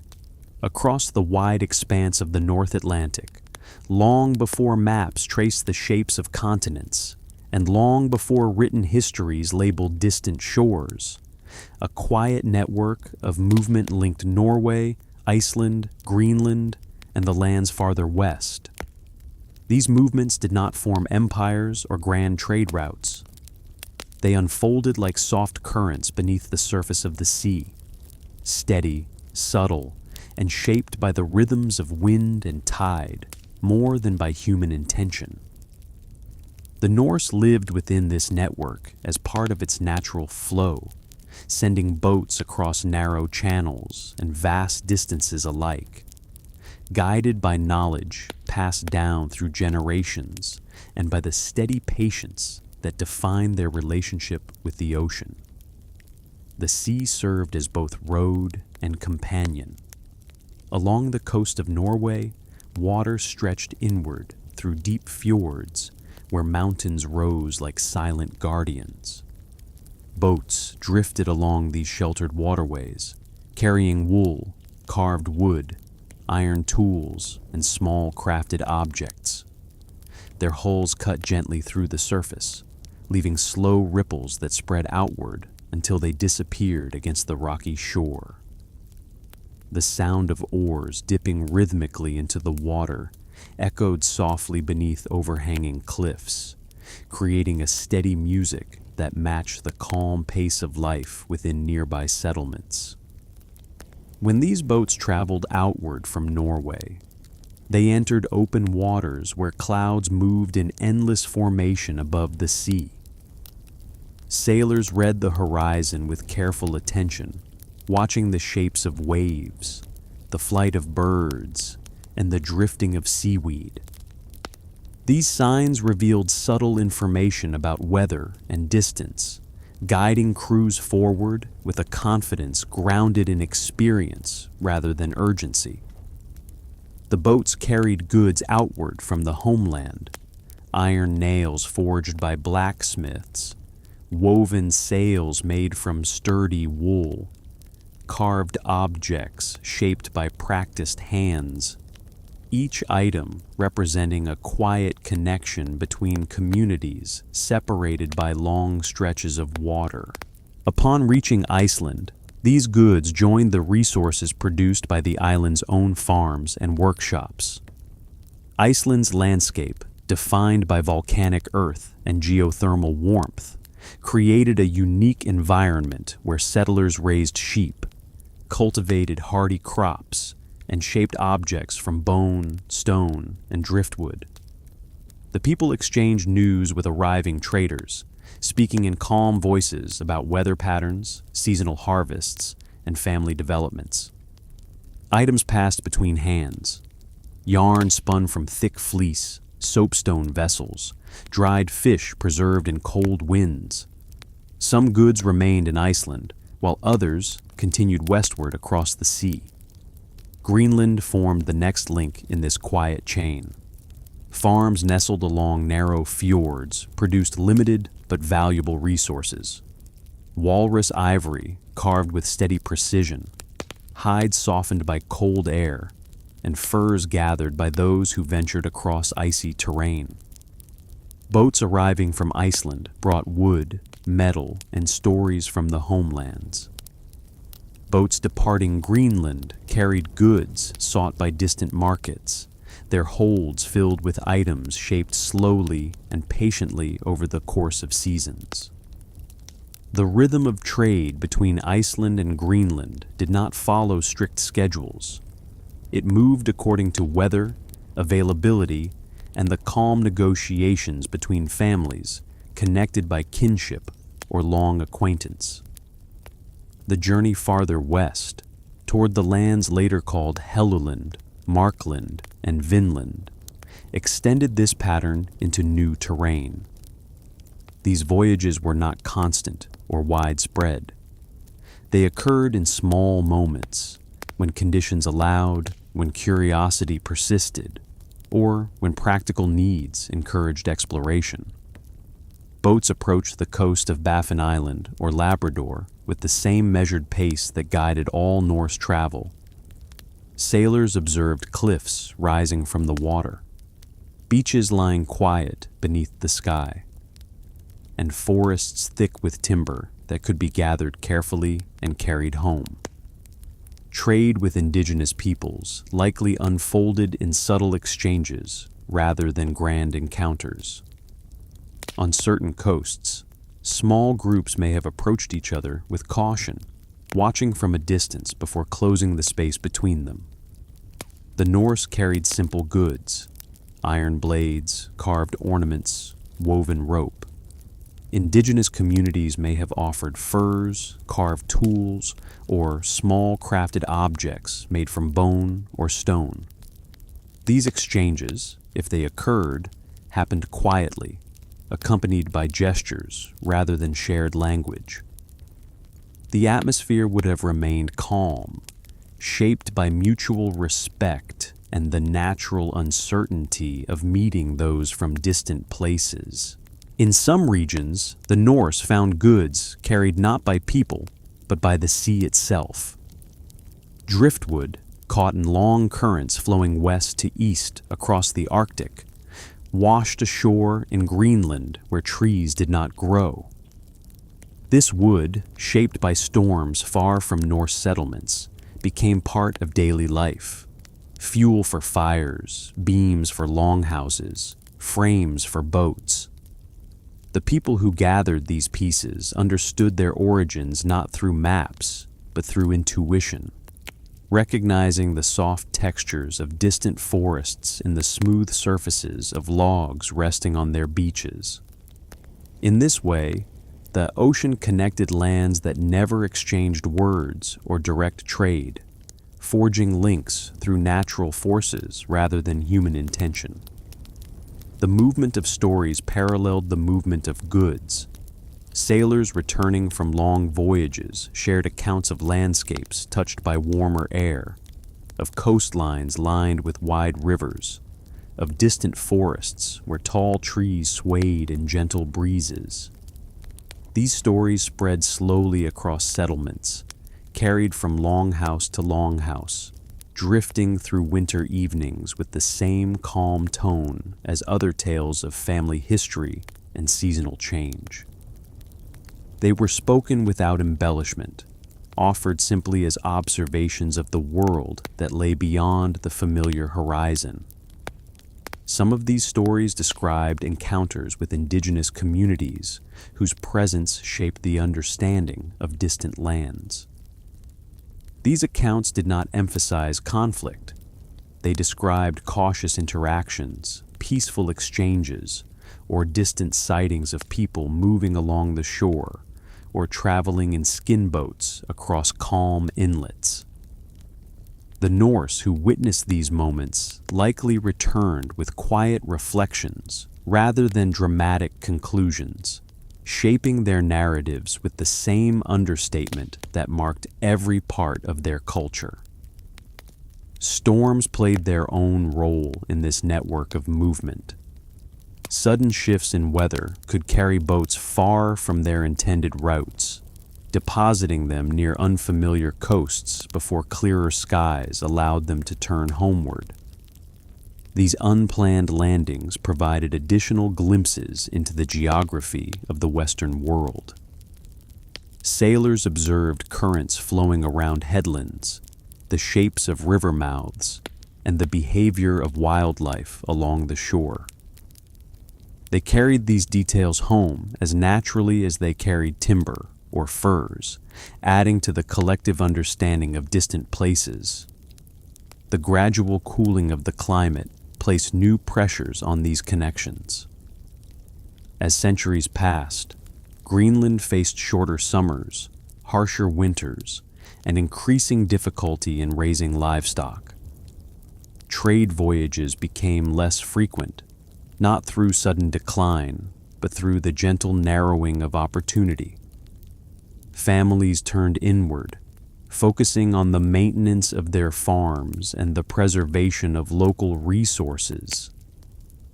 The sea, once a pathway for quiet exploration, became less predictable as ice spread across its surface and storms arrived with greater force. In this shifting world, Vinland remained a memory, a place visited briefly, understood partially, and carried forward through stories rather than ongoing travel. Timber gathered from its forests may have been used to repair boats or build structures in Greenland, lasting far longer than the voyages that brought it. Small artifacts carried eastward, stone tools, samples of wood, or crafted items from indigenous communities, may have found places on shelves near hearths, though their origins were likely understood only by those who first handled them. Trade between Norway, Iceland, Greenland, and the lands farther west thus became not a continuous line, but a long breath, expanding, contracting, shifting with time and circumstance. Goods traveled across the sea, but so did knowledge, memory, and a sense of connection that linked distant shores through the soft, natural movement of the ocean. This movement did not need permanence to hold meaning. It existed as part of the broader rhythm that shaped Norse life, the gathering of resources, the exploration of new regions, the sharing of small discoveries, and the acceptance of the world's vastness with quiet humility. Trade, drift, and contact formed gentle threads weaving together, communities across thousands of kilometers, each thread shaped by patience, natural cycles, and the deep understanding that the sea connected more than it separated. And even as climate, distance, and changing priorities slowly faded these connections, the memory of them remained, subtle, enduring, and carried forward in stories whispered near winter hearths, in artifacts preserved in soil, and in the quiet traces left behind along the northern coasts of North America, where the sea still moves with the same slow rhythm that once guided Norse sails into the vast, unknown West. As the quiet exchanges of goods and stories moved across the Northern Ocean, the sea itself became a vast archive of forgotten contact, an ever-shifting library of driftwood, currents, animal migrations, and seasonal winds. Its waters carried not only boats, but the subtle marks of distant lands impressed upon floating debris, feathers of far-traveling birds, and faint scents of forests carried in the cool breath of westerly storms. Those who lived along the coastlines sensed these clues with a familiarity born from generations of observation, understanding that the world extended far beyond the narrow ring of settlements that dotted the North Atlantic. Along Greenland's coast, hunters traveling across frozen inlets sometimes noticed fragments of wood resting on the ice, pieces smoothed by long journeys through waves, their surfaces bearing the slow touch of salt and time. These fragments originated from forests far to the west, carried first by rivers into the sea, and then by powerful Arctic currents sweeping eastward. The hunters lifted these pieces with quiet curiosity, turning them in gloved hands, feeling in their weight the presence of lands unseen. Such moments remained unspoken but meaningful, small reminders that the world beyond the horizon drifted continually toward them, revealing itself in subtle offerings delivered by the sea. At other times, fishermen returning from deeper waters brought stories of birds not native to Greenland, birds whose plumage reflected climates softer than the one surrounding their icy home. These sightings occurred during particular seasons, when migration patterns drew birds along routes that paralleled ancient sea paths. Their arrival, brief and fleeting, suggested the presence of forests, rivers, and expansive shorelines far to the west. Such signs reinforced what earlier explorers had already witnessed. The Western world existed not as a vague idea, but as a tangible presence hinted at through natural cycles. The Norse who traveled across these waters encountered landscapes marked by calm abundance. In regions farther south, gentle rivers opened into wide estuaries that glowed beneath low sun, reflecting hues of amber and soft silver across their surfaces. Wind moved through tall grasses with a sound like faint whispers, while forests stretched inland in layers of green and gold. Here, the explorers gathered timber, shaped by slow growth and rich soil, admiring its resilience and the ease with which it could be worked. Timber became one of the primary reasons for these journeys, for it supported the construction of homes, the repair of boats, and the continuation of life in Greenland's harsher environment. Indigenous communities, living in harmony with these landscapes, observed the Norse as part of the wider natural flow rather than as disruptive arrivals. Encounters were brief and tentative, shaped by gestures, distance, and quiet assessments of one another. In some regions, the Norse may have witnessed smoke rising from distant encampments or tracks left along riverbanks that indicated the passage of skilled hunters. In others, the presence of the Norse may have been noted only by the faint marks of their canoe-shaped boats gliding across calm inlets. These moments of awareness passed without conflict, small acknowledgments of each other's existence within a vast and shared environment. The exchange of goods, when it occurred, reflected this gentle tenor. The Norse brought iron tools, simple in design but valuable in places where metalworking traditions differed. Indigenous peoples offered furs, carved bone ornaments, or tools shaped from polished stone. These exchanges were slow and cautious, carried out with careful observation. The items passed between hands not as tokens of alliance, but as simple acknowledgments that two worlds had briefly touched. Afterward, both groups retreated into their familiar rhythms, leaving only faint memories of contact behind them. Even the remains of Norse presence in the western lands echoed this quiet nature. Trees cut in smooth lines stood out subtly among others shaped by natural weathering. Stones arranged near shorelines suggested temporary working spaces where boats had been repaired before continuing their journey. A small bone pin, carved with gentle precision, once found its way into an indigenous settlement, carried perhaps through trade or quiet contact. These remnants, scattered and unassuming, reflected a relationship marked by soft exchanges rather than enduring settlement. Seasonal patterns played a crucial role in determining when and where the Norse traveled. Summer offered long hours of daylight that stretched across the water like pale paths guiding sailors forward. The air felt gentle, the wind carrying warmth that softened even the most rugged landscapes. These were the months when voyages westward were most likely, when the sea allowed easier passage and when resources needed by Greenlandic farms could be gathered in abundance.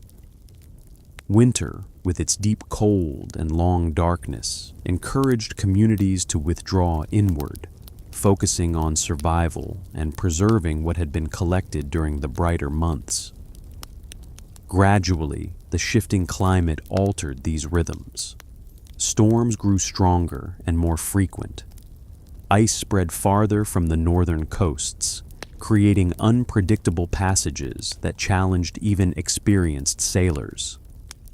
The currents that once guided boats along familiar paths became less reliable. The Greenlandic settlements, reliant on seasonal trade and occasional Western resources, felt the quiet tightening of necessity. Families looked not toward new lands, but toward maintaining what they already possessed, directing their energy inward. The slow decline of westward voyages mirrored the gentle fading of a memory. The stories of Vinland did not disappear. They softened, becoming part of the background murmur of winter storytelling. The places once visited were recalled with fondness, but without urgency, described as landscapes of warmth, gentle winds, and rich forests. Listeners imagined berries glistening on bushes, rivers flowing with calm clarity, and long meadows where the grass swayed under softer skies. These visions provided comfort during harsh winters, connecting Greenlandic families to a world that seemed distant, yet still present in memory. As generations passed, the trade connections that bound Norway, Iceland, and Greenland became more fragile. Yet the essence of these networks lingered in the customs and stories of the people.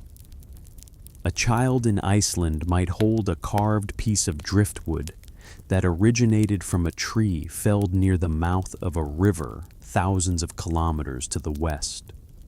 A Greenlandic farmer might warm a home with logs carried by currents from distant forests. A Norwegian blacksmith might fashion iron tools whose design traced back to workshops far across the sea. These small threads formed a quiet tapestry of contact, a tapestry woven not through empire or conquest, but through the slow drift of natural and human movement. In this vast northern world, the sea remained the silent mediator.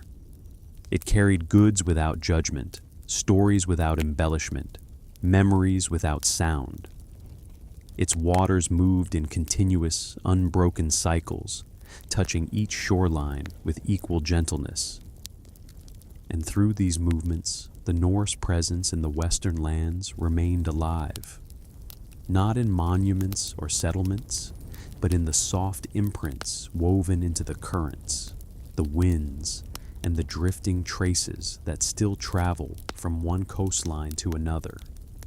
It is within this subtle, atmospheric exchange that the true nature of Norse contact in the North Atlantic emerges, not as a sudden chapter, but as a long, slow breath across centuries, a peaceful blending of worlds that touched briefly and then drifted apart, leaving behind a quiet legacy carried by sea, soil, wind, and story. As the quiet threads of movement across the northern ocean slowly unraveled, and as the rhythmic exchange of goods, stories, and drifting remnants faded into the larger sweep of changing seasons, the Norse presence in the Western world settled gently into memory. Timber gathered in distant forests became part of longhouses that weathered centuries of wind. Small tools, once traded in cautious meetings or carried across open water, found their resting places in soil far from their makers. Even the stories of journeys across the Atlantic slipped into the calm hum of winter recitations, their edges softened by time, the sea continued its steady breath along every shore, indifferent to the passing centuries, yet carrying within its movements the faint echoes of those who once traveled upon it. Greenland's farms, Iceland's valleys, and Norway's fjords remained bound by the same expansive sky that watched over Vinland's meadows. The people who had ventured outward were long gone, but the spaces they touched carried the imprint of their presence in quiet ways. Settlement outlines held in the earth, fragments preserved in peat, and traces of memory woven through sagas spoken by the soft glow of hearth fires. And now, as the story shifts toward its closing movement, the narrative draws back from coastlines and trade routes, from meadows shaped by ancient footsteps, and from the drifting connections between distant shores. It returns instead to a wider reflection on why the Norse came, why they stayed only briefly, and why they left so quietly that time folded over their presence like a calm tide, washing smooth the traces left in sand. From the gentle patterns of trade and drift, the story turns toward the larger meaning that rests beneath them, moving into the final contemplation of a journey shaped not by conquest, but by necessity, curiosity, and the quiet resolve of a people living within the vast, patient world of the North. As the long arc of Norse movement finally settled into stillness, the world they once touched remained shaped more by natural rhythms than by human memory. Across the North Atlantic, the same slow light continued to fall upon Icelandic valleys, Greenlandic fjords, and the distant coasts where the Norse had once walked with careful, deliberate steps. The same winds that had carried their sails westward continued their patient drift across the sea, brushing gently against shorelines that held only faint traces of their presence. Time, moving with the steady pace of the northern seasons, softened the marks they left until those marks existed only as subtle contours in the landscape and as quiet echoes in the stories passed down through generations. Their journeys had arisen from necessity more than ambition. In Norway, where steep mountains enclosed narrow fields, families learned early that the land offered only so much space. Each generation inherited slightly smaller parcels of soil, and the quiet pressure of limited farmland led many to look outward for new beginnings. Iceland's volcanic plains expanded these possibilities, but even there, nature's cycles, eruptions, harsh winters, and shifting soil posed challenges that encouraged movement toward the next horizon. Greenland, with its cold, stark beauty, extended the frontier still farther, offering sheltered pockets for those willing to live in harmony with its silence. And beyond Greenland, almost as an extension of the same long breath of exploration, the western lands waited in the distance, their forests and meadows softened beneath unfamiliar skies. The Norse came to these places because the ocean formed part of their understanding of the world. It was not a barrier, but a pathway, a continuous stretch of moving water that connected families, stories, and seasons across great distances. Boats slipped across its surface as naturally as people walked along the shore, guided by stars, birds, and currents known through long observation. Their approach to exploration mirrored their approach to life, steady, cautious, grounded in the quiet logic of necessity. They did not rush toward new lands with the weight of ambition. They drifted toward them with the same calm patience that shaped their daily routines at home. When they reached the shores of North America, Their presence unfolded in a manner consistent with everything that came before. There was no abrupt arrival or dramatic claim. Instead, there was the soft sound of boats pulled gently from the water, the quiet gathering of berries from riverbanks, the measured inspection of timber along the forest's edge. They built shelters that echoed the homes they carried in memory, curved walls of turf, central hearths that cast wavering pools of amber light, spaces where daily life unfolded with calm regularity. Their activities reflected familiar rhythms, tending fires, preparing food, repairing tools, and watching the skies for signs of weather. The land offered abundance, rivers flowing clear and steady, forests rising thick and tall, meadows touched by a softer sun. Yet even in this gentler climate, the Norse approached their surroundings with the same quiet practicality they had learned through generations. They understood that every environment required its own form of attentiveness, its own balance between effort and restraint. They took what they needed without haste, exploring the coast with deliberate steps and returning to their shelters with observations recorded not in written texts, but in memory and experience. Despite the richness of these Western lands, the Norse remained for only a brief period. Their stay was shaped not by the land's shortcomings, but by the quiet pull of their home communities. Families in Greenland depended on seasonal rhythms of work and gathering. Farms needed tending, livestock required care, and households relied on cooperation for survival. The settlements in Vinland, no matter how promising, could not easily sustain long-term separation from those northern homes. A longhouse in Vinland did not replace one in Greenland. It existed as an extension, a temporary outpost built with the knowledge that the people who lived within it would eventually return to the familiar sounds of their fjords. Climate played its own gentle but persistent role. The sea, which had long offered a path to distant shores, grew gradually more unpredictable as winters strengthened and storms intensified. Voyages that once unfolded with measured confidence became slower, riskier, and more dependent on fragile windows of opportunity. The Greenlandic settlements, already isolated, felt the pressure of shorter summers and diminishing resources. In such conditions, the idea of maintaining distant outposts in the West grew increasingly impractical, and so the Norse began to leave Vinland, not through sudden abandonment, but through the same quiet logic that had guided their arrival.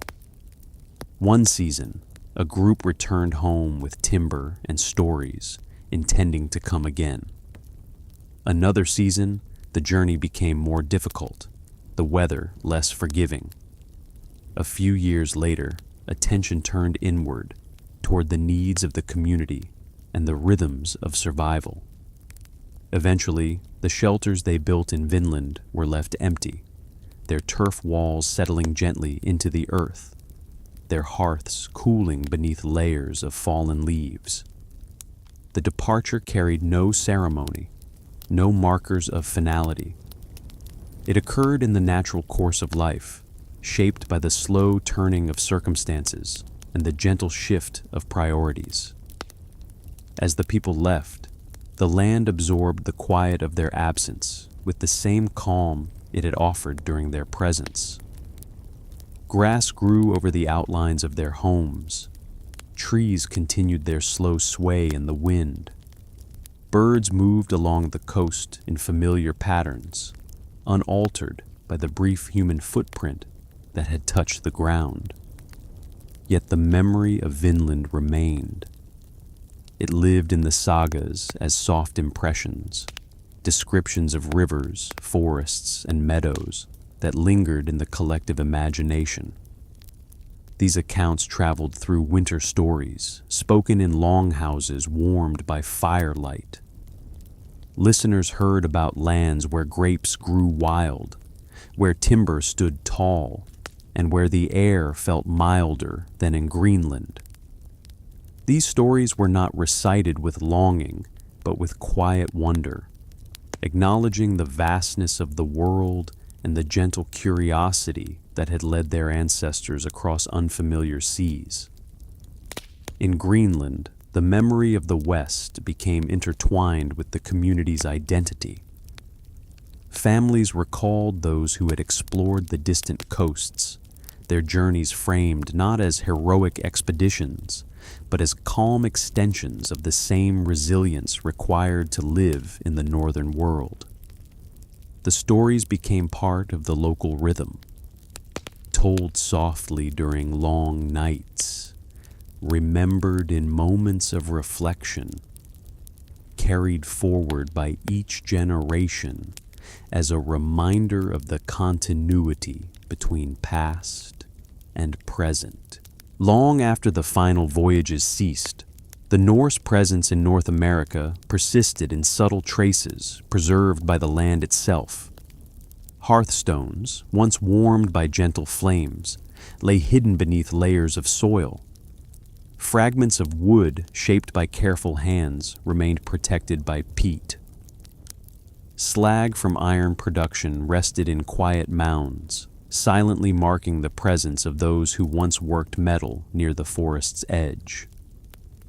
Each artifact held a softness shaped by centuries of weather and time, offering only glimpses of the people who once touched these coasts. The indigenous peoples of the region carried their own memories, rooted deeply in place and passed seamlessly through generations. These accounts described visitors who appeared briefly and left without establishing enduring settlements. The stories carried no sharp tones of conflict, only the steady understanding that people from across the sea had arrived, observed, and returned to their distant homes. In these traditions, the Norse became part of a wider narrative shaped by natural cycles rather than by prolonged interaction. In the broader sweep of history, the Norse presence in North America stands as a reminder that exploration does not always reshape the world in visible ways. Sometimes it leaves only gentle impressions, temporary shelters, small artifacts cooled in soil, stories that drift softly through centuries. Their journeys did not lead to conquest or colonization. They led instead to fleeting contact, quiet observation, and the gradual fading of presence into the calm landscape of the northern world. This quiet ending mirrors the quiet beginning. The Norse arrived through slow, patient movement across the sea. They stayed briefly, living within the same gentle rhythms that shaped their homelands, and they departed without leaving disruption, allowing the land to return to its own natural balance. In this way, the Norse presence in North America becomes part of a timeless pattern, a reminder that human journeys often unfold in soft cycles of seeking, settling, and returning. Their story reveals that history is not always driven by grand events. It is just as often carried by people who move with the seasons, who follow the quiet needs of their communities, and who find their place within the broader rhythms of the natural world. The final reflection rests not in the dramatic moments history often favors, but in the peaceful continuity of existence itself. The Norse came, lived, explored, and left, leaving behind a legacy shaped by gentle curiosity and the steady resilience of those who listened carefully to the sea. And though centuries have passed, the land still holds a quiet memory of their presence, a memory carried in soft winds, in shifting tides, and in the enduring patience of the northern world. And so, as time continued its slow passage over the northern world, the memory of those early voyages settled into a deeper quiet. Centuries drifted by like long winters, and the landscapes that once carried the faint sound of Norse footsteps grew into themselves again. Meadows that had known the soft weight of temporary shelters returned to wild grasses. Rivers kept their patient course, reflecting the same low sun that had once shimmered on the blades of tools carried inland by explorers. Forests expanded and contracted with the rhythms of storms and seasons, unconcerned with the brief presence of people who had walked their edges with cautious curiosity. The Norse story in North America became part of the land's quiet foundation, not through monuments or enduring structures, but through the simple truth that people had paused here for a moment in time. Their presence lived not in dominance, but in harmony with the world around them, touching the landscape lightly, leaving room for the wind to reclaim their paths, and for the earth to draw their footprints back into its surface. The places they encountered absorbed their presence with patience, holding their memory like faint impressions beneath layers of soil and moss. In the sagas that preserved faint echoes of their journeys, the western lands appeared almost as dreamlike spaces, lands where grapes grew wild, where salmon filled the rivers, where timber rose in straight, tall lines against a sky subtly warmer than the one above their northern homes. These stories drifted between the practical and the poetic, reflecting not only the places themselves, but the mood in which they were remembered. The sagas became vessels of longing without urgency, carrying the soft glow of distant horizons into the long winters of Greenland and Iceland, where families sat near the fire, listening to the gentle voice of a storyteller.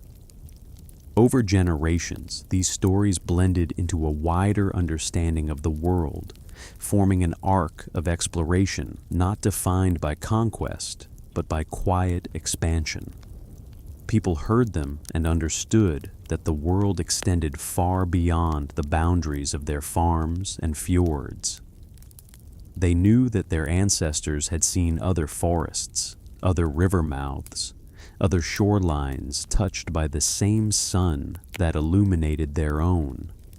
The stories became part of the collective memory that shaped how communities viewed themselves. Small, resilient, and connected through the great breadth of the Northern Ocean. In later centuries, when travelers and scholars rediscovered traces of Norse presence in North America, they found not signs of a vanished colony, but the remnants of a gentle encounter. Hearths that had once warmed travelers rested beneath layers of earth. Iron forged by careful hands sat forgotten in soil. Boat nails rusted peacefully among grass roots. Each artifact whispered not of abandonment, but of completion, as though the people who left had simply followed the natural arc of their journey home, carrying with them the quiet understanding that the world they had visited was not theirs to claim. These discoveries invited reflection more than revelation. They encouraged a vision of history shaped not solely by dramatic events, but by small, deliberate movements, the kind made by people living in tune with the slow rhythms of their environment. Through these remnants, the Norse presence became a reminder that the stories of the past often unfold in soft tones, carried by the wind rather than carved in stone, preserved by soil rather than by record. The final chapters of the Norse Western journeys do not end with sudden disappearance, but with the gentle narrowing of possibility. As climates cooled and communities faced increasing strain, attention turned inward to the needs of farms, families, and local survival. Long voyages grew rarer, not because the desire to explore faded, but because the quiet demands of life drew them back to the places where daily routine offered stability. In this way, the withdrawal from Vinland mirrored the natural ebb and flow of seasons, an expansion followed by return, a movement outward followed by stillness. Even after the last boats ceased traveling west, the ocean remained their enduring companion. It took their stories, softened them, and carried them across its vast surface. It stirred fragments of wood along Greenland's beaches, rolled memories into waves that touched distant shores, and whispered the faint echoes of their journeys in the rhythmic motion of tides. And so, the Norse presence in North America rests today not as a forgotten episode, but as a quiet reminder of how human history often unfolds. Through patient movement, through the steady search for new possibilities, and through the gentle acceptance of when to remain and when to turn homeward, their story lingers in the calm spaces between land and sea, in the silence of northern mornings, and in the long, slow unfolding of time itself. As the final echoes of the Norse story drift into quiet, the northern world settles once more into its familiar rhythm. The sea continues its slow breathing along distant shores, its waves rising and falling in calm succession, touching the edges of landscapes shaped by wind, weather, and time. Across Icelandic valleys, Greenlandic fjords, and the unseen meadows of Vinland, a soft stillness falls over the land, carrying with it the memory of journeys made with patience and quiet resolve. Night gathers gradually, spreading its muted colors across the sky. Stars emerge one by one, their light reflecting faintly upon the surface of the ocean that once guided explorers toward distant horizons. The world grows hushed beneath their glow, wrapped in the same serenity that shaped the longhouses, the meadows, the hearths, and the lives of those who traveled far from home. In this deepening calm, the story comes to rest, not with a final word, but with a soft settling, like snow drifting gently over undisturbed ground. What remains is the quiet presence of the northern world itself, steady, enduring, and peaceful. And in that stillness, the long arc of the Norse journey settles into silence, carried onward only by the slow movement of wind, tide, and time, fading gently into the night.